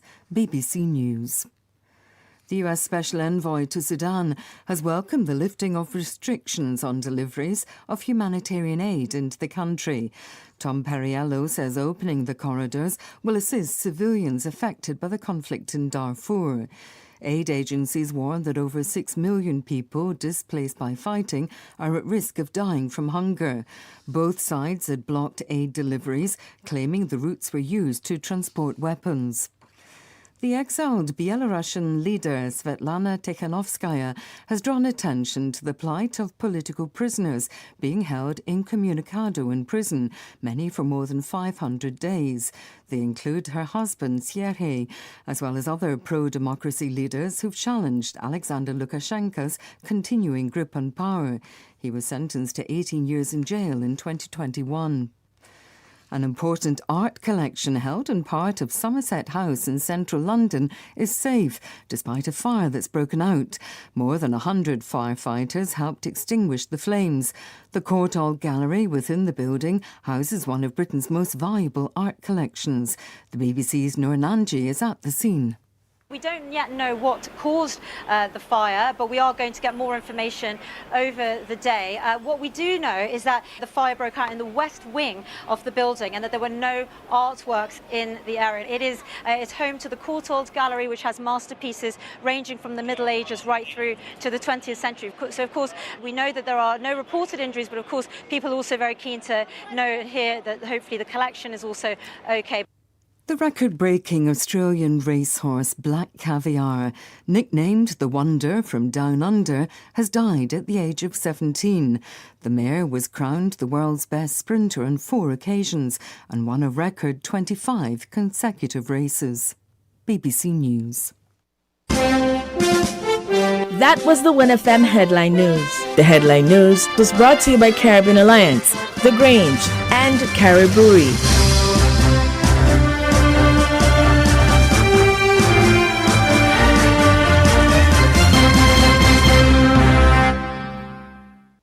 when it comes to the important things in life: your health, your education, your choice of a life partner, and of course your insurance provider. Only the best will do. Caribbean Alliance Insurance is the only insurance company in the Eastern Caribbean with an A excellent rating. We have a robust 3-tier reinsurance strategy that protects our policyholders from multiple catastrophes, even if they occur in quick succession. We spread our risks over 18 territories, ensuring minimal impact to individual territories when a disaster strikes. We provide an excellent claims experience. Claim settlement is usually between 24 to 48 hours. Our A excellent rating means that you are more secure with us. Contact us for motor, property, marine, public liability, employer's liability, and other policies. Delisle Walwyn, people you can trust. Local agent for Caribbean Alliance Insurance. Tomorrow secured. Did you know that the Grange Healthcare Facility is the first purpose-built, non-governmental healthcare organization on St. Kitts? It's situated at Otley's, 7 miles east of Basseterre in beautifully landscaped surroundings. The Grange has a team of highly trained professionals and provides care that's rated as being comparable with UK and North American standards. The Grange offers varied accommodations to suit your individual needs, and our all-inclusive packages make the cost of care per hour the most competitive on the island. Services include convalescent care for all ages, daycare facilities for older adults, rehabilitation services, and training and continuing education for healthcare providers. For more information, call 466-5525 or 465-8020. Fax 466-8221 or email thegrangehealth@gmail.com or visit our website at www.grangehealthcarefacility.com. With over a century of perfection behind the Mackeson name, a smooth blend with perfect balance and richness, it's no wonder Mackeson Triple Stout has a legacy of perfection. Enjoyed the world over. Introducing our new look with the same great taste. Mackeson. All hail the king. Please drink responsibly.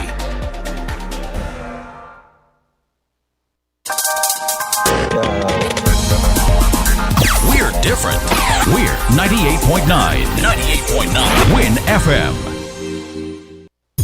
People make the world go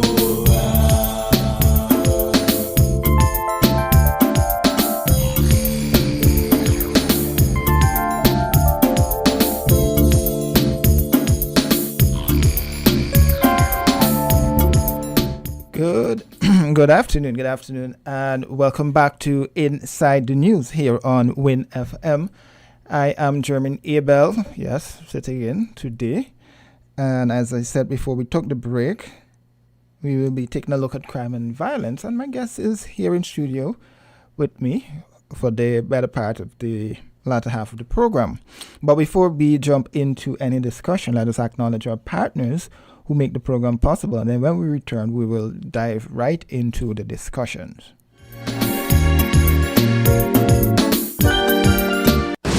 Need some extra cash to make your summer dreams come true? Look no further than TDC Financial Services Live Your Dream this summer loan promotion. With up to $65,000 unsecured and up to 8 years to repay, our summer loan promotion is your ticket to that dream vacation, home renovation, or anything else your heart desires. Applying is easy, so why wait? Take advantage of TDC Financial Services Live Your Dream this summer loan promotion today and make this summer one to remember. Maybe it's the way the brilliant gold liquid reflects our sunshine, or how the bright blue of its label mirrors the clear Caribbean skies overhead. Maybe it's the fresh, crisp taste of this beastly cold beer on a scorching hot day. Maybe it's even the way it brings us all together. But one thing is for sure, Carib is very much a part of who we are wherever we're from in the Caribbean. Carib. It's the way we play. Drink responsibly. People make the world go Yes, and we are back here on Inside the News.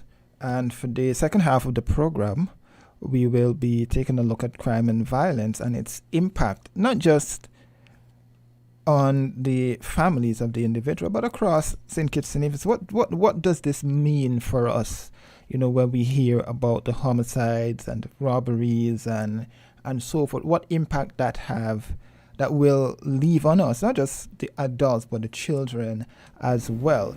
I am joined by Mr. Romeo Paris, no stranger to any of us here in St. Kitts and Nevis. He was actually on last week in a different capacity. So he's gonna join me and we're gonna discuss crime and violence. Mr. Paris, good afternoon, sir. Good afternoon to you, sir. And to your you, listeners. Oh, it's great. That's Giving good. thanks. No complaints. Happy to be here to share my thoughts and a critical issue that requires practical solutions. Okay, let's first start. One of the recent homicides that we had here in St. Kitts and Nevis actually impacted you personally. You know, give us a sense specifically how this has impacted you and your family. Well, you know, it has impacted my family more than I. I'm from the street, just happen to have a good education and a good thinking ability. There are consequences to our action, and I must first point out that my nephew was gunned down execution style. But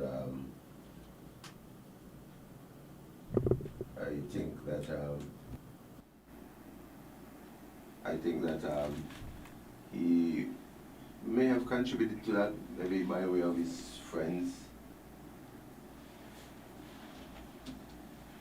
Okay. Am I live? Seems as though we have a little technical issue there. Okay.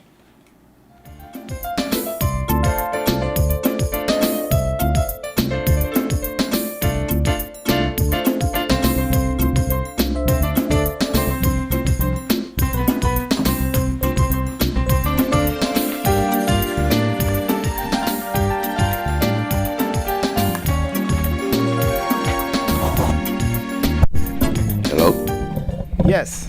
Yeah, that's better. Sorry about that.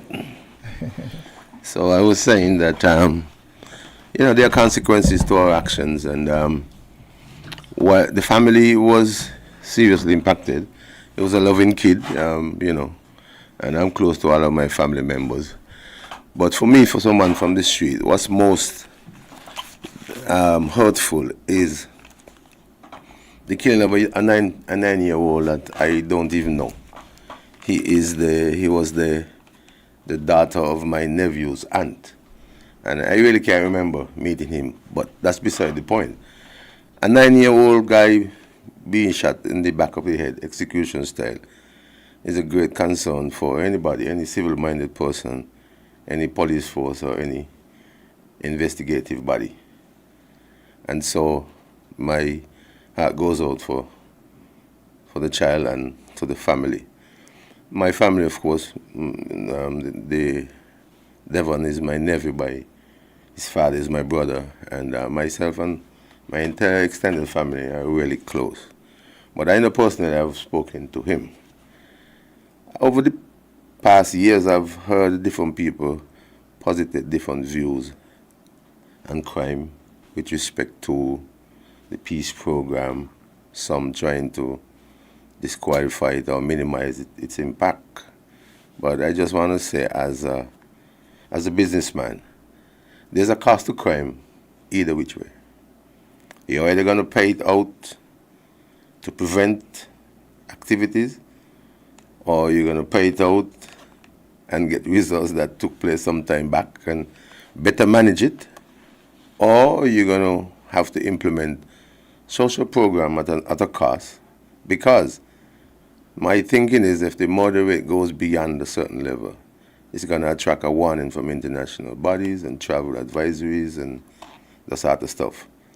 And we don't want that. Whereas if we do intervention and we look towards our youth and help to promote them, advance them, find out their needs. One successful one can bring a lot of marketing value to our country. And so we need to look at that. We don't just want to. I think also we need to show a little more empathy. A man is a product of his environment. And all sociologists, as far as I know, have indicated that there is poverty, there is crime. So what can we do to eliminate, alleviate some of the problems with crime? As a businessman, during the peace program, a pharmacy in McKnight, not a pharmacy in Bastille, I was remaining open until 10 or after. 10 at times, playing dominoes in the street with the fellas. And now, by 6:30, 7 o'clock, if you pass there, I'm closed. So that affects small business. It might not affect, crime might not affect business to a large extent that it affects small business, because big business have the inventory, the capital to carry the inventory and the wide range that we don't have. So we're just picking up from small business on the streets what's left of big business when they close. And so when I have to close 6:37 in a healthcare service industry, that tells a lot.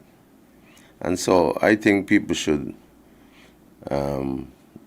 look over, because you can't just look at the dollar factor. A lot of money is lost in government operation, in government bureaucracy, and the politicians. There's a lot of money that's been lost. And so for some people to say that there was no benefit from the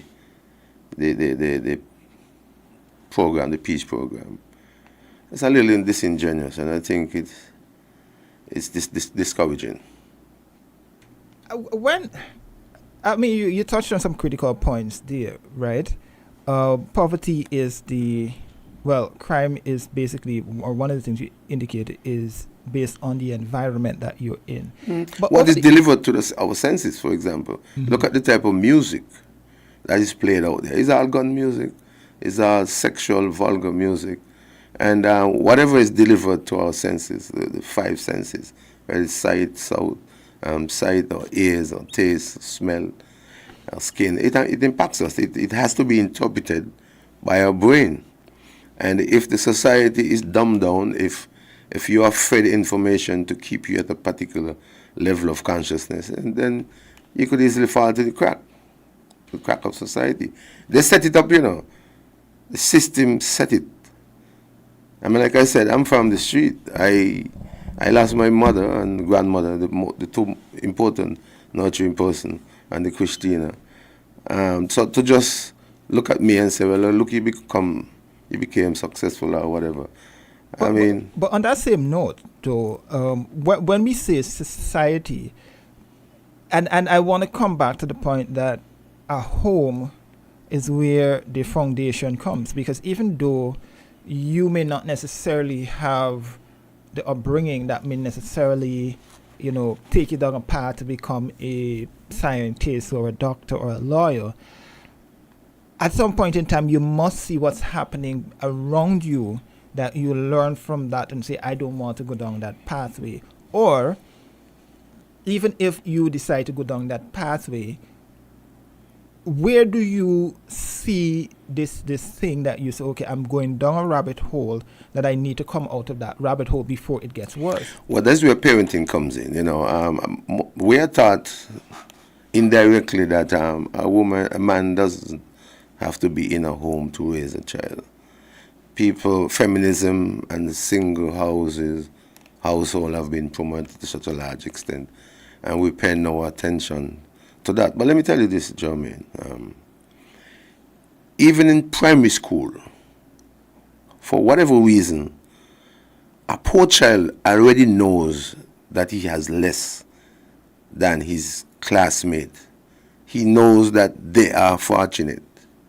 He might even envy them, but he has that material desire, and he will cling to these persons who has more.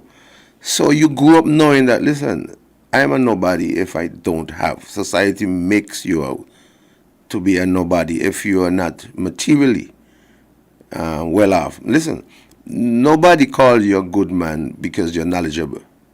They call you a good man for what you can give freely and so forth. Not because of your wisdom, not because of what information you can transfer to them. And so a child growing up, when I work in McKnight, I see 8-year-old, 9-year-old, they're on the street, 9, 10 o'clock at night. Where are the mothers, where are the fathers?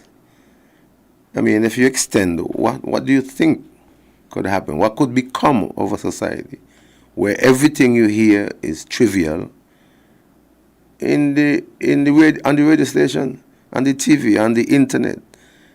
I mean, how could you deal crime when you don't pay attention to what you permit for people to hear on radio station? I mean, I listen to some radio station. I had to stop listening because some of the DJs, they talk more than what music they play, and they're not necessarily knowledge-based, unfortunately. And this is not to talk down to people, but you have to be mindful as to what you say on the ear. And when you are an idol or someone that people look up to, like you see what's going to take place in Jamaica with Vybz Kartel, I mean, you must pay attention. Everybody knows who in music knows that a particular frequency can resonate and connect with you and make you cry and make you laugh. People who know about music on the sophisticated scale, they know about the power of music, and all they have to do is lace this beat, this beautiful beat, with derogatory music, derogatory content. The beat is going to catch you, and eventually you begin to know the song, and you begin to sing it, and then it becomes part of you, whether you notice it or not. And as you were saying that, we were having a discussion recently, me and some friends, and when we sat down and we were singing some songs, and then when you do digest what's being said, you're thinking to yourself, hey, exactly, this is what I've been singing all these years. Exactly, this is what you're being fed subconsciously. Yeah, but do you think we as a society here in St. Kitts and Nevis has failed 2 generations ago and the current generation? Yeah, we failed big time. I was talking to someone yesterday, Gwyneth Byron, and I was asking her, how did we get to this point? What can government do? Can government lend to governance, or do they just administer? Right now we look as if, the government is operating automatically. I am not seeing signs of governance. What I personally would like to see is a constituency office, for example, or if the community center is big enough, but one per constituency with offices, people working there from the constituency, being paid from the treasury. Because we waste a lot of money doing all kind of program and all kind of thing. I mean, I hear a program on ZIZ promoting LBGT. It's being paid for.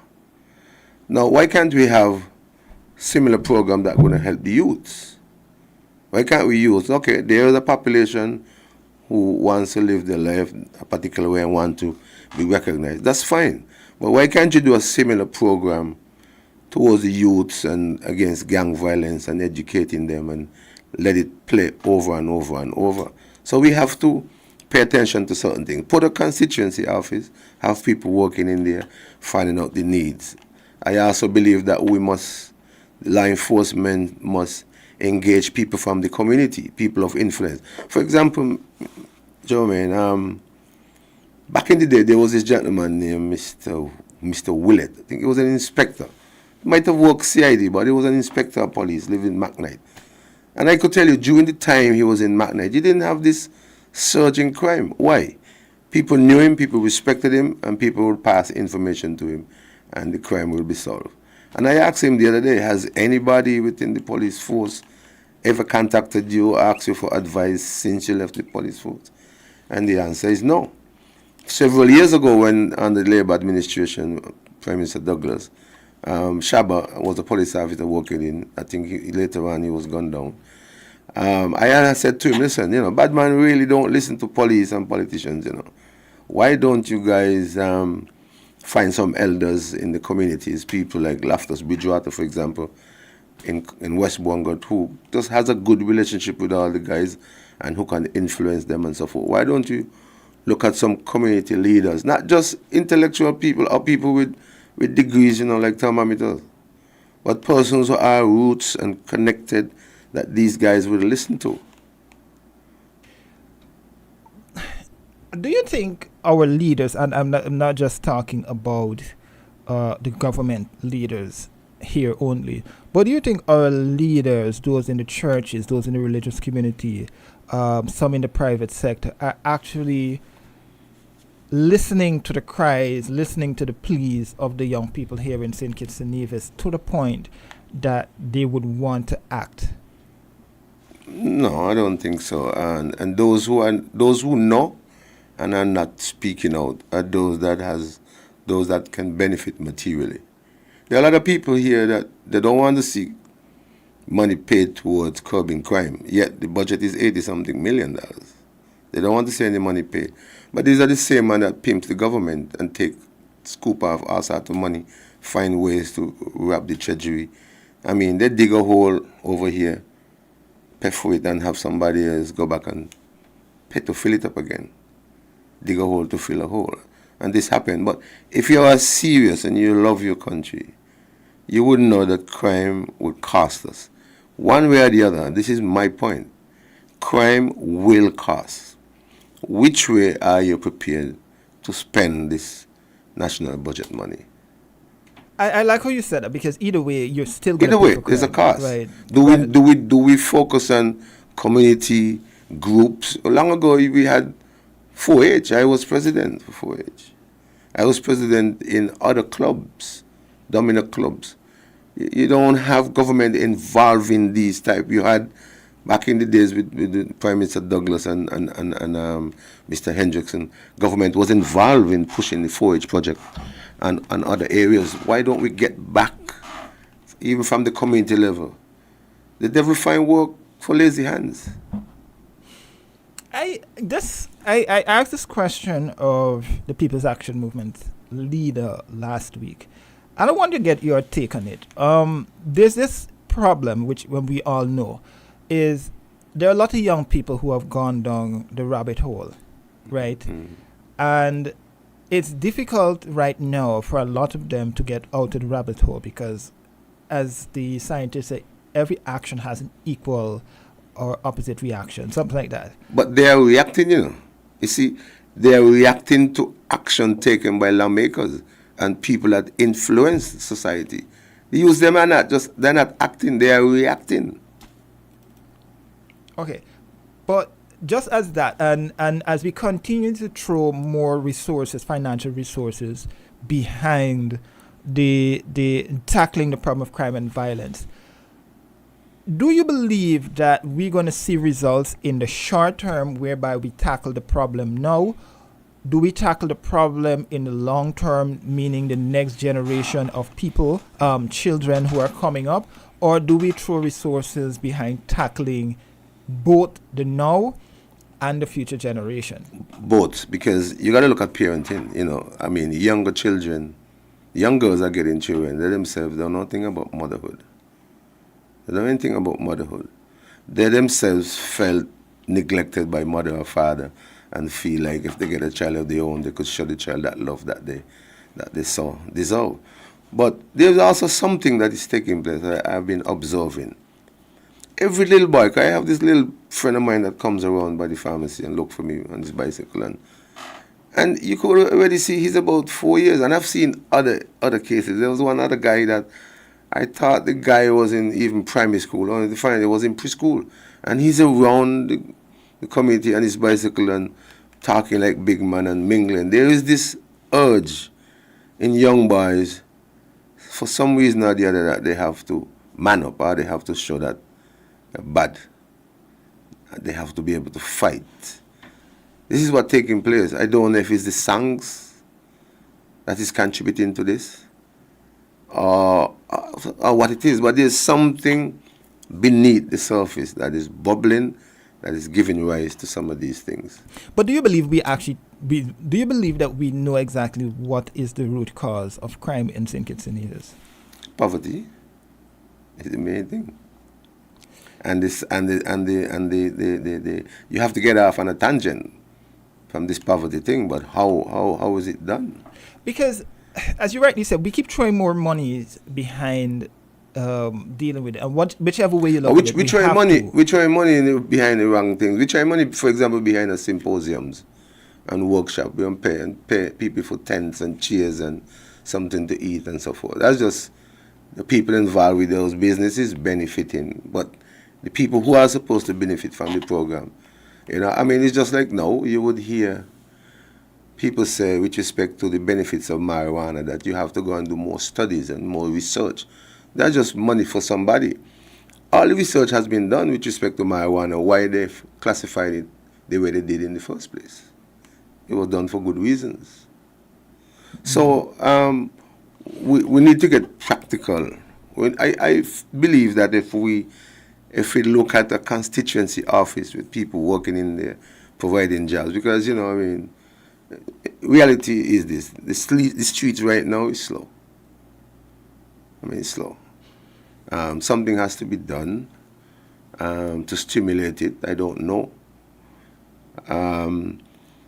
Let's look at entertainment. I heard a guy expose an idea, and he says that entertainment really refers to whatever it is, frequency entering you, and then they attain the objective through, entertainment to you. And so that what is delivered to your eyes and ears means a lot. What if government, for example, builds a music studio funded by government and giving artists with good quality lyrics the opportunity to produce and market themselves and maybe help them to grow? Do you think that in itself would drive other youngsters away from crime and towards the studio? That is one point I'm not sure if anyone has considered developing. I know there was some talk sometime back, can't remember the location, that there was a consideration of constructing a national facility that will accommodate that. Well, I am doing it as a personal effort, along with Kimi from Masood Siddiqui Band. We have actually already constructed 21 by 21 feet space and drum booth and so forth, 3 mic studio. We now just have to pad it up and put in equipment, and the whole purpose of this is to ensure that guys with good content and lacking money, that we can lend them support. And if that's the only thing I can do, because I've been a promoter, I've been a DJ and a promoter, and if there's anything I can do in that regard to provide them with an outlet or an avenue, then so be it. But if government support this sort of thing, I think it will go. This is a direct question that keep coming up in discussions with people who engage me on the street. Mm-hmm. Do you believe that consideration should be given to using maybe 1%, 2%, 3% of the CBI revenues to put it into a specific fund that can be used to develop young people here in St. Kitts and Nevis? You talk about entertainment. Yeah, I think so. We look at sports, that for example. That would be a great idea. Right, because it would then throw more resources behind the young people to apply their trade, basically. Exactly. And it would help develop the St. Kitts and Nevis brand as well. See, positive entertainment develops a country. The content, you notice that is trivial songs that become popular. Who's behind that? The poor man doesn't control the media or anything in the media, the newspaper, or anything that goes out there. And we all know that information received has to be interpreted, and the level at which it's interpreted is based on your socialization and your experience and your education and so forth. And so some people are going to screw up what they hear. That is true. One sec, we have a caller here. Caller, good afternoon. Okay, we lost that caller. The reason why I'm saying that is we keep hearing that the young people, especially the athletes, for example, they complain that they do not have a way out in terms of the necessary support that's needed, whether or not it's financial resources to be able to train or be able to buy medications and nutrients and so forth. And oftentimes we see young athletes, we go to the stadium every year to cheer on some of the primary school athletes, even the secondary school athletes. But then a lot of them fall through the cracks when it comes to getting to that next level. Okay, hold on, let's hear from this caller. Good afternoon. Yes, hello, good afternoon. Okay, hold on. Can you turn on your radio, please? Yes, I just did it, yes. Go ahead. Thank you, yes. To the gentleman there, I would like to say, I would thank him very much for bringing up the issue of entertainment and the role that it plays, because just earlier, me and the host, we had a conversation, and I relayed my displeasure to him of the government awarding and praising Byron Marcel for his Taliban song, and what I think the government should do concerning that. And because bad entertainment reap negative results. Exactly. Studies have shown that, the Bible talk about it. But what also, I didn't mention about the vulgar songs, but you did, and it's very true as well. But what I really want to say quickly is that Ice Cube did an interview with Bill Maher. And as we know, Bill Maher is spelled Maher. Yes, Maher.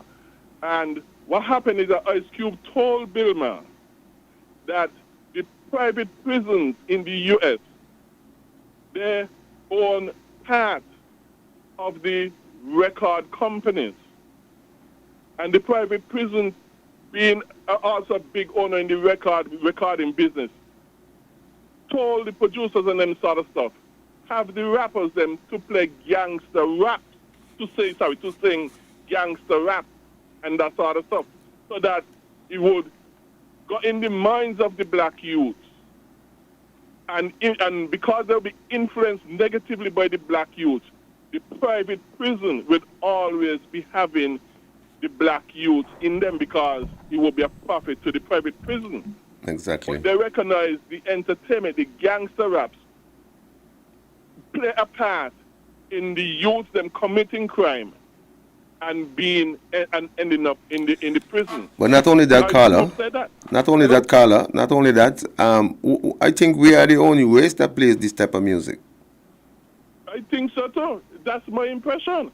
That is my best. So when the artists them down in the Caribbean and so following suit the American them with the gangster and Batman songs and them sorts of, they don't know the reason why. The agenda. They don't know the agenda. They don't know the agenda behind it.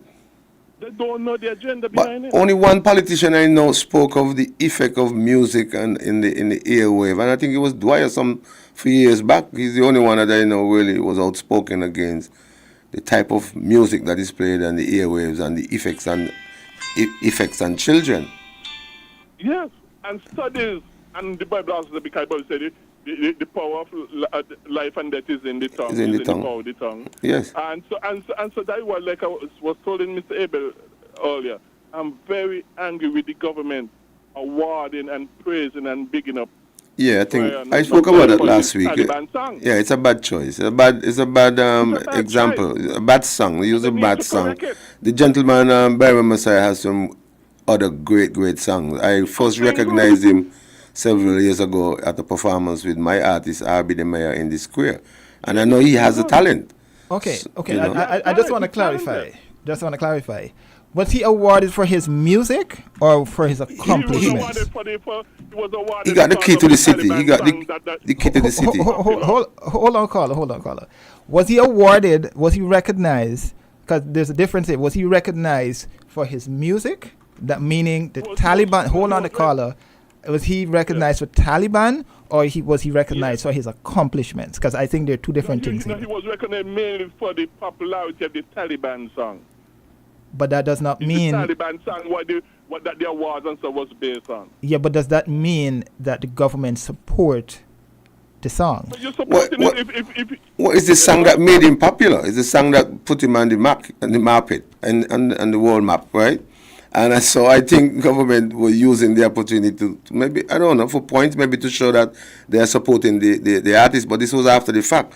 And in the height of a crime, to give a guy a key to the city because he has a war song Taliban that made him popular, I think it was a bad timing. But, you know, we have to blame ourselves too, Mr. Abel, because, Carlo, we have to blame ourselves as a society. Now, look at it. Whenever there is a sporting meet, let's say primary school, mother, father, auntie, uncle, grandparents, great-grandparents showed up. What an event for a primary school sporting meet. Just invite them to a parents-teachers meeting. You ain't seen anybody. And that is true. Why do you believe that is? Because for me, it's as if society has matured to the point where when we get to a certain age, the disciplines that were inculcated in us. The society was better off in the 1970s upwards. We are regressing. The wheels are spinning, but we are skidding. We're not going any place. I mean, and anybody who thinks that society is advancing, they're being naive. You have more technology that is taking you over and controlling you in ways you can't even imagine. They're occupying you. They're taking up your time. They're consuming you. I mean, you in a room with 4 people and everybody's on a phone. There's no conversation between them. Mm-hmm. And this is why I believe that all of the technological advancements are designed to make it easier, life easier for you, where you don't have to do anything, and eventually they just control you. And then they go put you in those 50-minute cities, and then you're fussing. It's like they give you food that's going to destroy your health. Fast food, they call it, that's going to make you sick fast. And then you're fussing about the quality of food that they give you, and you're not taking any time to plant any. You know, I watch guys sell coconut, and they're planting a tree, and they're going all over the place picking people coconut, and they're planting one tree. So we have to think again. There's a false consciousness that is pervading our society.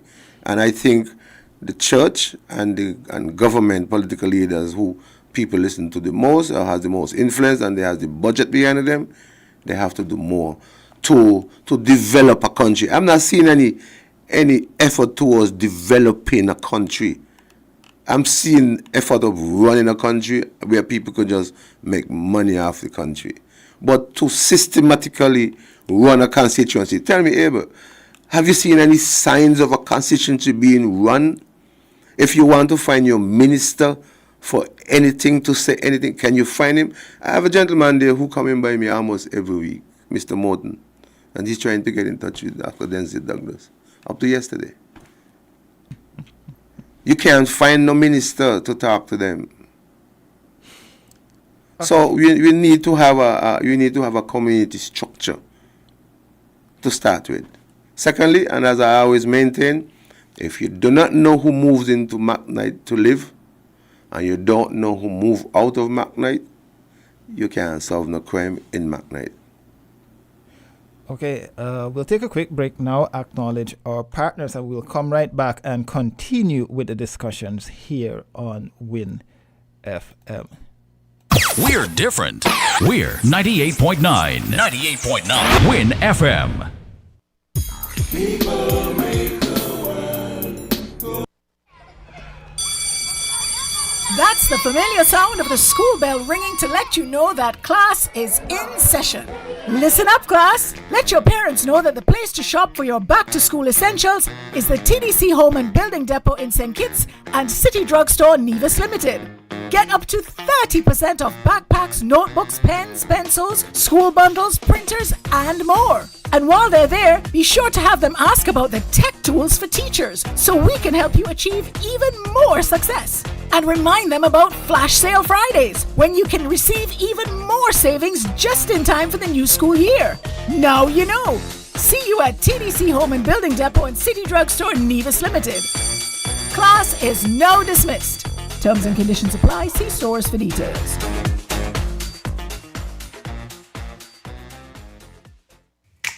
Maybe it's the way the brilliant gold liquid reflects or sunshine, or how the bright blue of its label mirrors the clear Caribbean skies overhead. Maybe it's the fresh, crisp taste of this beastly cold beer on a scorching hot day. Maybe it's even the way it brings us all together. But one thing is for sure, Carib is very much a part of who we are wherever we're from in the Caribbean. Carib, it's the way we play. Drink responsibly. People make the world go round.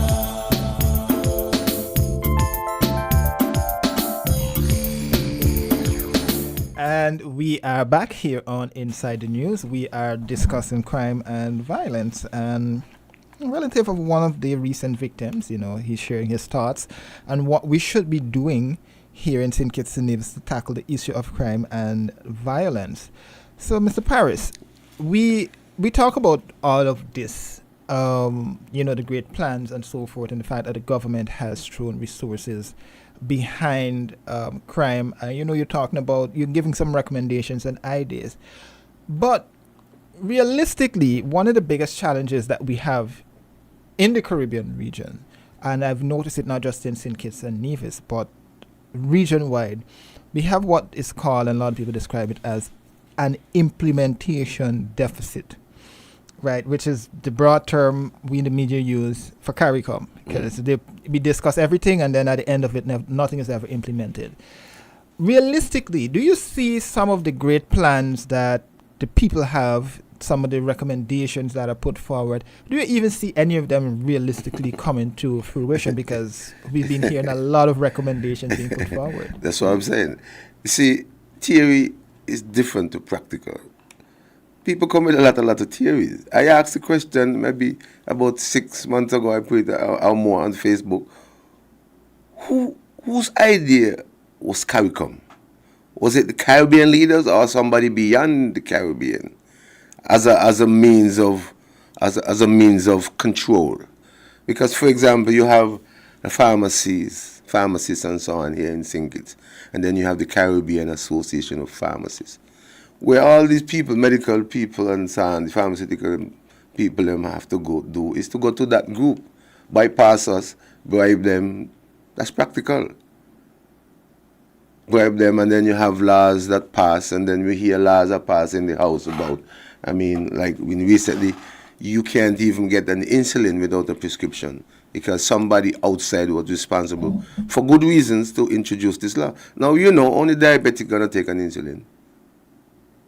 But there is a law. Where did it come from? Who initiated it? So I asked the question, what is the benefit of CARICOM?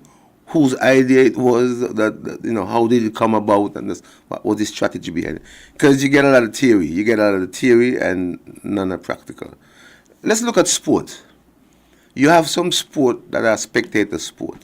And what they do is they contribute to the physical fitness of the person.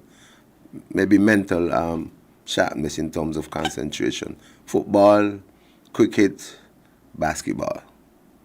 And those are highly promoted here. What about games that appeal to your mental faculties? Chess, draughts, dominoes. These are other sports that government can put resources into. We are trying to do that as the president of Domino. Especially in the schools. Right, especially in the primary schools. We started talking about that back in 2019 when we established the Domino Association nationally. But these can help in the mental and put something. I'm doing my part. I'm the president for the draft. We're not as active as we want to be, but we're going to get there. And Domino is now, we just got the Domino Association, FSRC compliant, and we have our constitution and registration and so forth. And we're going to be going to the government to give us support. We have women. Women can make a great change in society. Women are the one that control the home. When a woman has the head on and she's serious about housekeeping, you have a different product in terms of children that come out of those houses. And so we need to find ways of getting the women involved, getting them empowered, getting them, I don't want to say educated, but some information about the importance of fathers, in the household, education.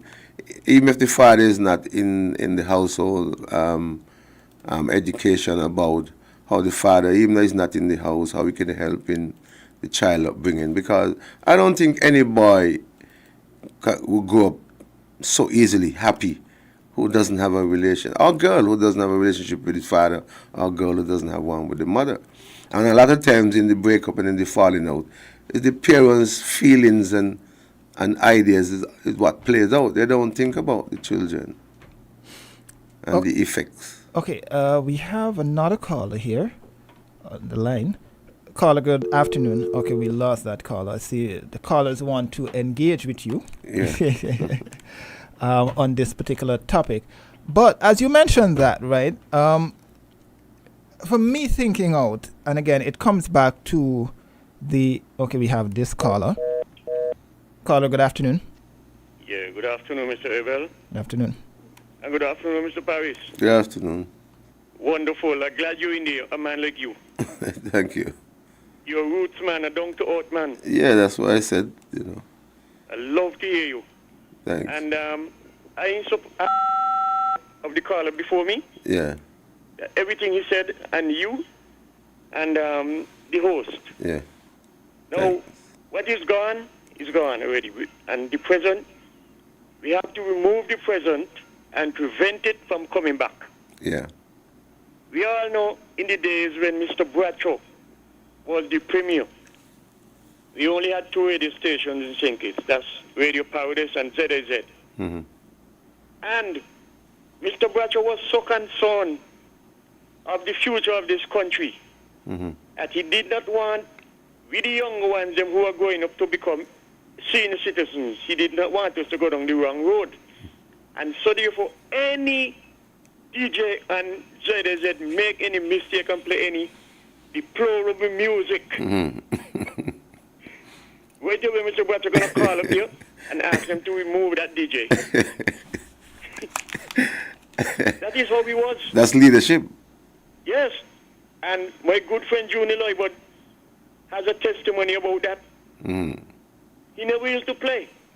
But you see, today, like the caller said, and you both two in there agree with it, these people here now, these modern leaders of the country, what they are looking at is fame and popularity.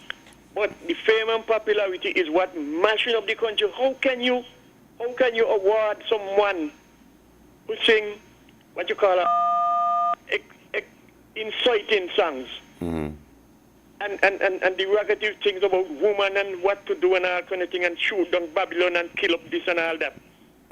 No, you condemn them. It doesn't matter what song take you on the top of the wall. That is the foundation that took you up there. Well, I'm not gonna applaud you for that. I will applaud you for something that is constructive and helping for the future of the country and the young ones. Because a lot of these young ones, if you should teach them Jesus loved the little children, you could teach them that for every day in 1 month. Up to the first week in the next month, they ain't learn it yet. But let them hear some nastiness on the way, there's some stupidness about, oh yes, mash up this woman and kill this and shoot that. They don't learn it in less than 24 hours. So you got to present constructive music, good lyrics. Music is powerful. Exactly. It is. Very small, we hear Power sing Gene and Dino.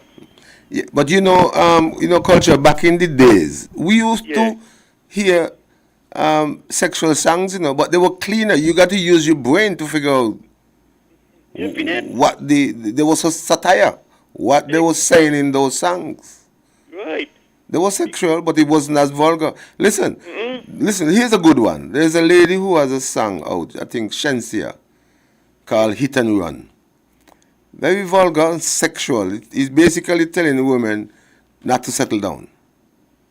Now compare that Hit and Run song from Shensia with Bob Marley. Bob Marley also have a song, and I mentioned it before, called Hit and Run. I don't want to settle down in the kinky side of town. Okay. And it ain't vulgar. No. Bob Marley ain't sing no song where your grandchildren can't listen.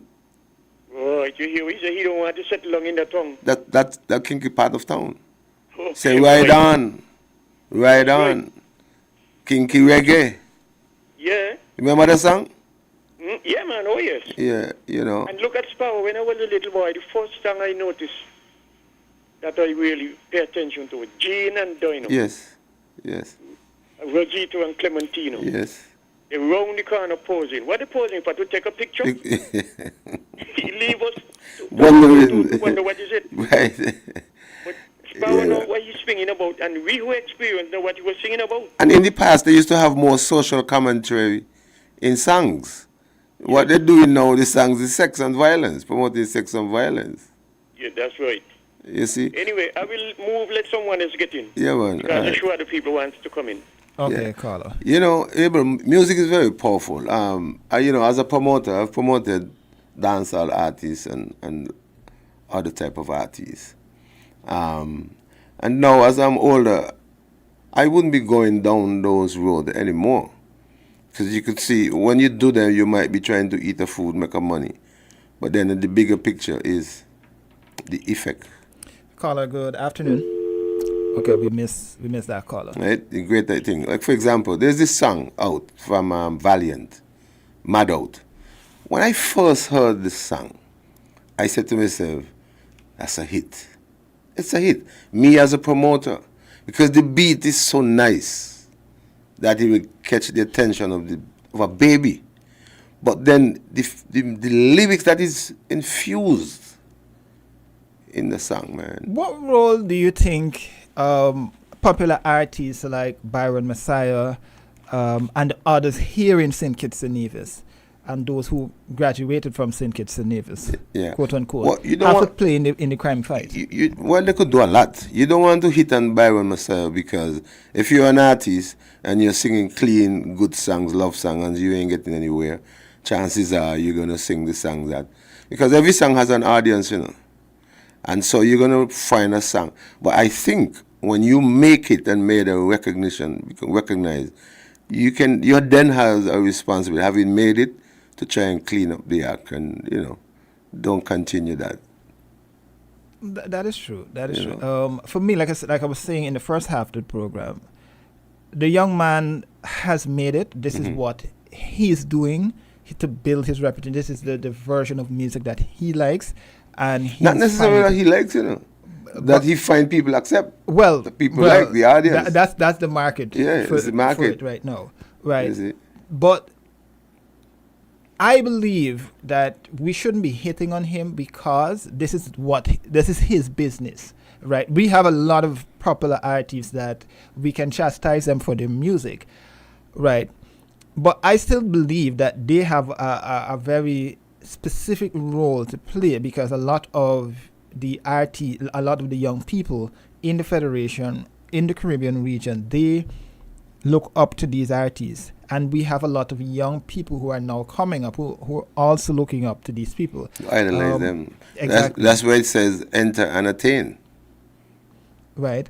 And we know that the Jamaican music, for example, that is what's basically ruling the Caribbean right now. Who is pushing it?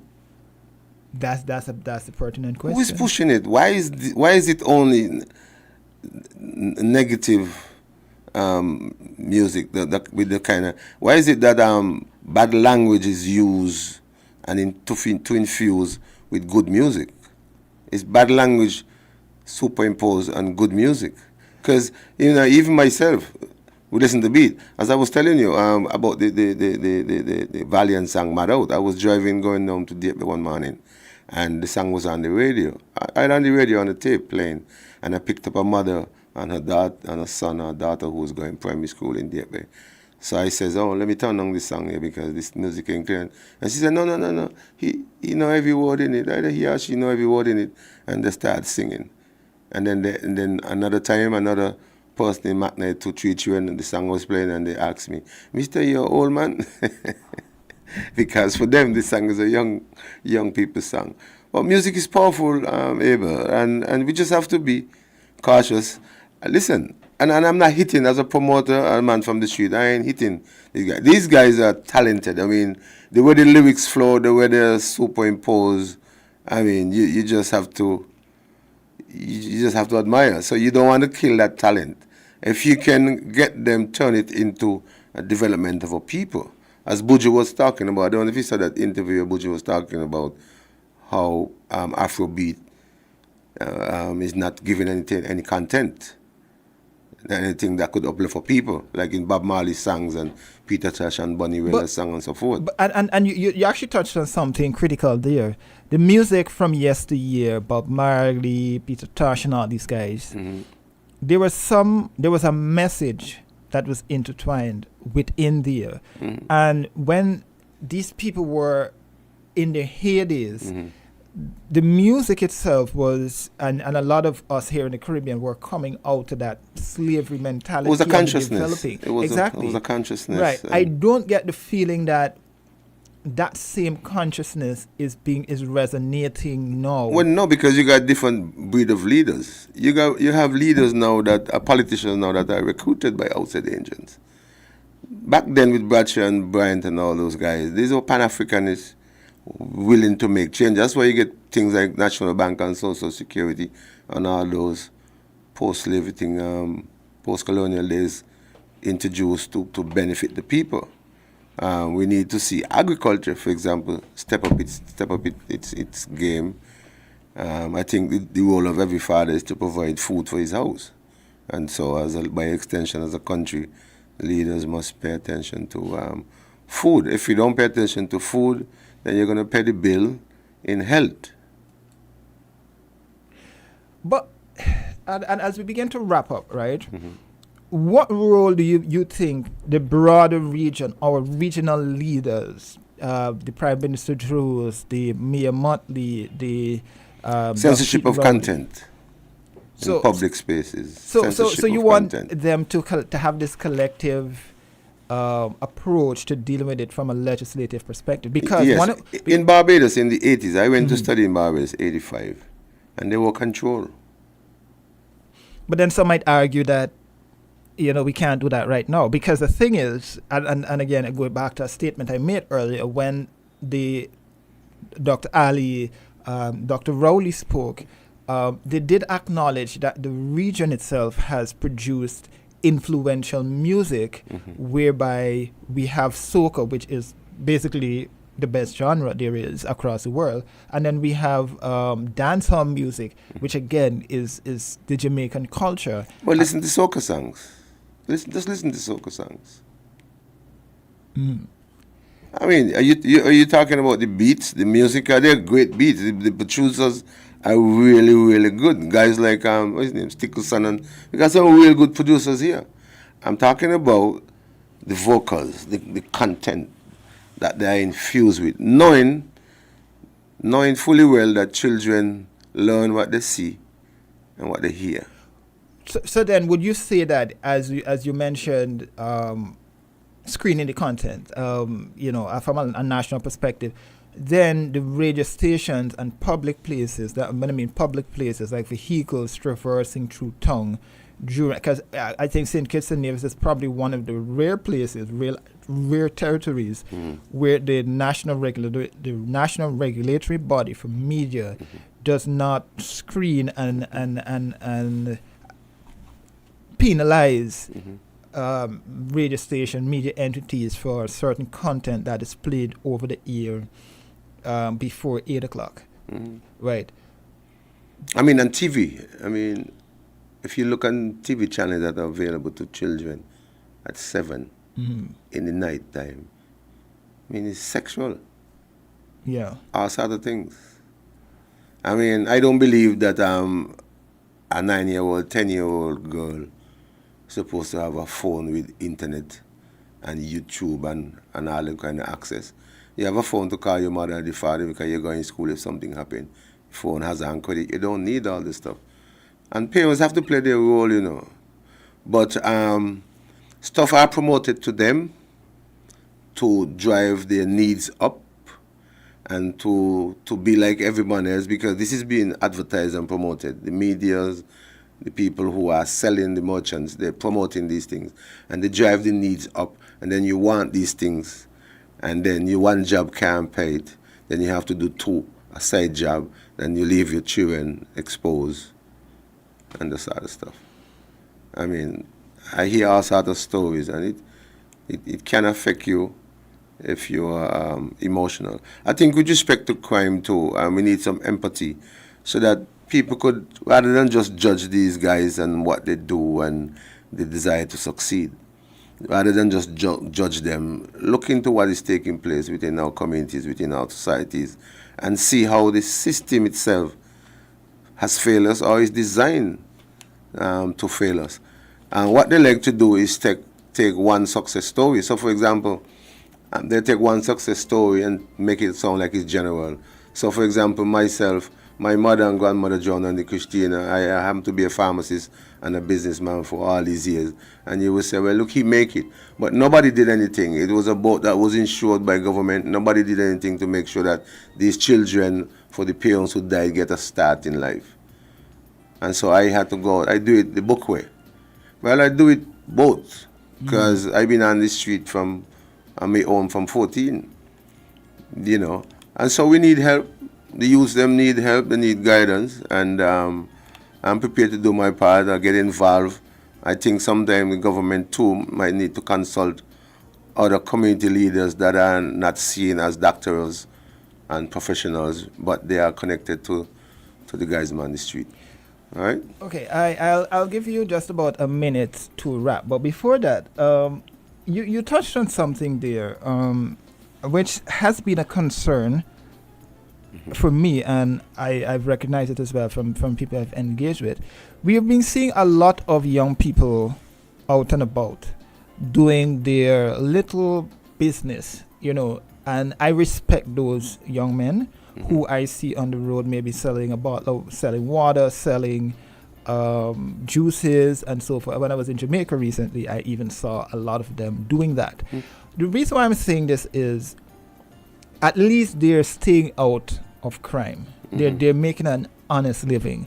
What more do you believe that we as a society, including the government, can do to assist those young men? We need to encourage entrepreneurship. You hear a lot of theory about entrepreneurship, but you don't get any support.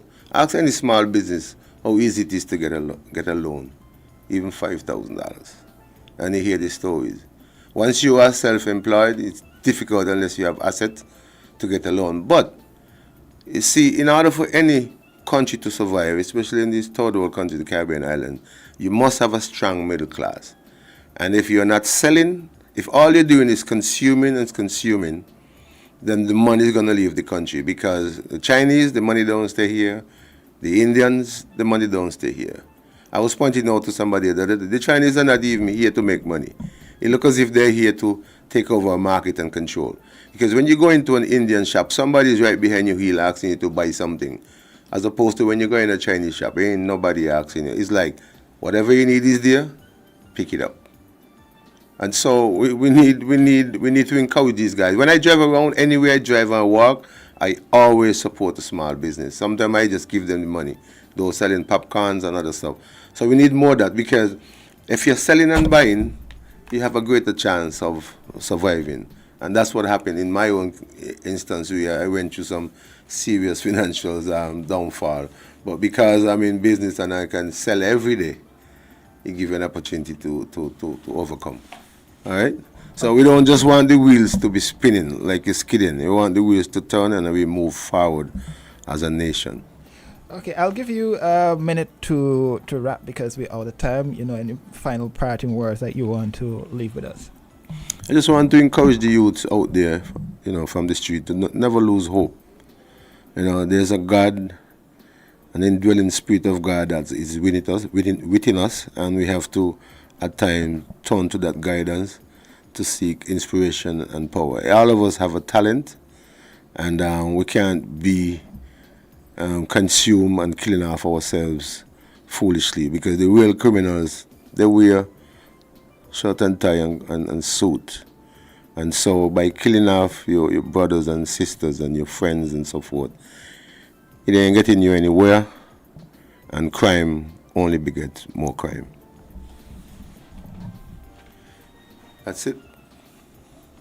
Okay, well, thanks for joining us today, Mr. Paris. You shared some insightful information Again, we, express condolences to the family, your family, Thanks much, regarding the issue of crime and violence, which continues to be a big issue here in St. Kitts. And I think you shared some really, really good, insightful information. I do hope the powers that be actually listened and they would be able to implement and institute some of what. Well, I've offered my advice publicly before. Offered to help before. But we only help as prosecutions if we are called upon. Because people must want help to ask for help. That is true. Yeah. Well, there you had it. That was Mr. Paris today. Do join us again next week for another edition of Inside the News. I was German Abel sitting in today. We're out of time, and do enjoy the rest of your weekend.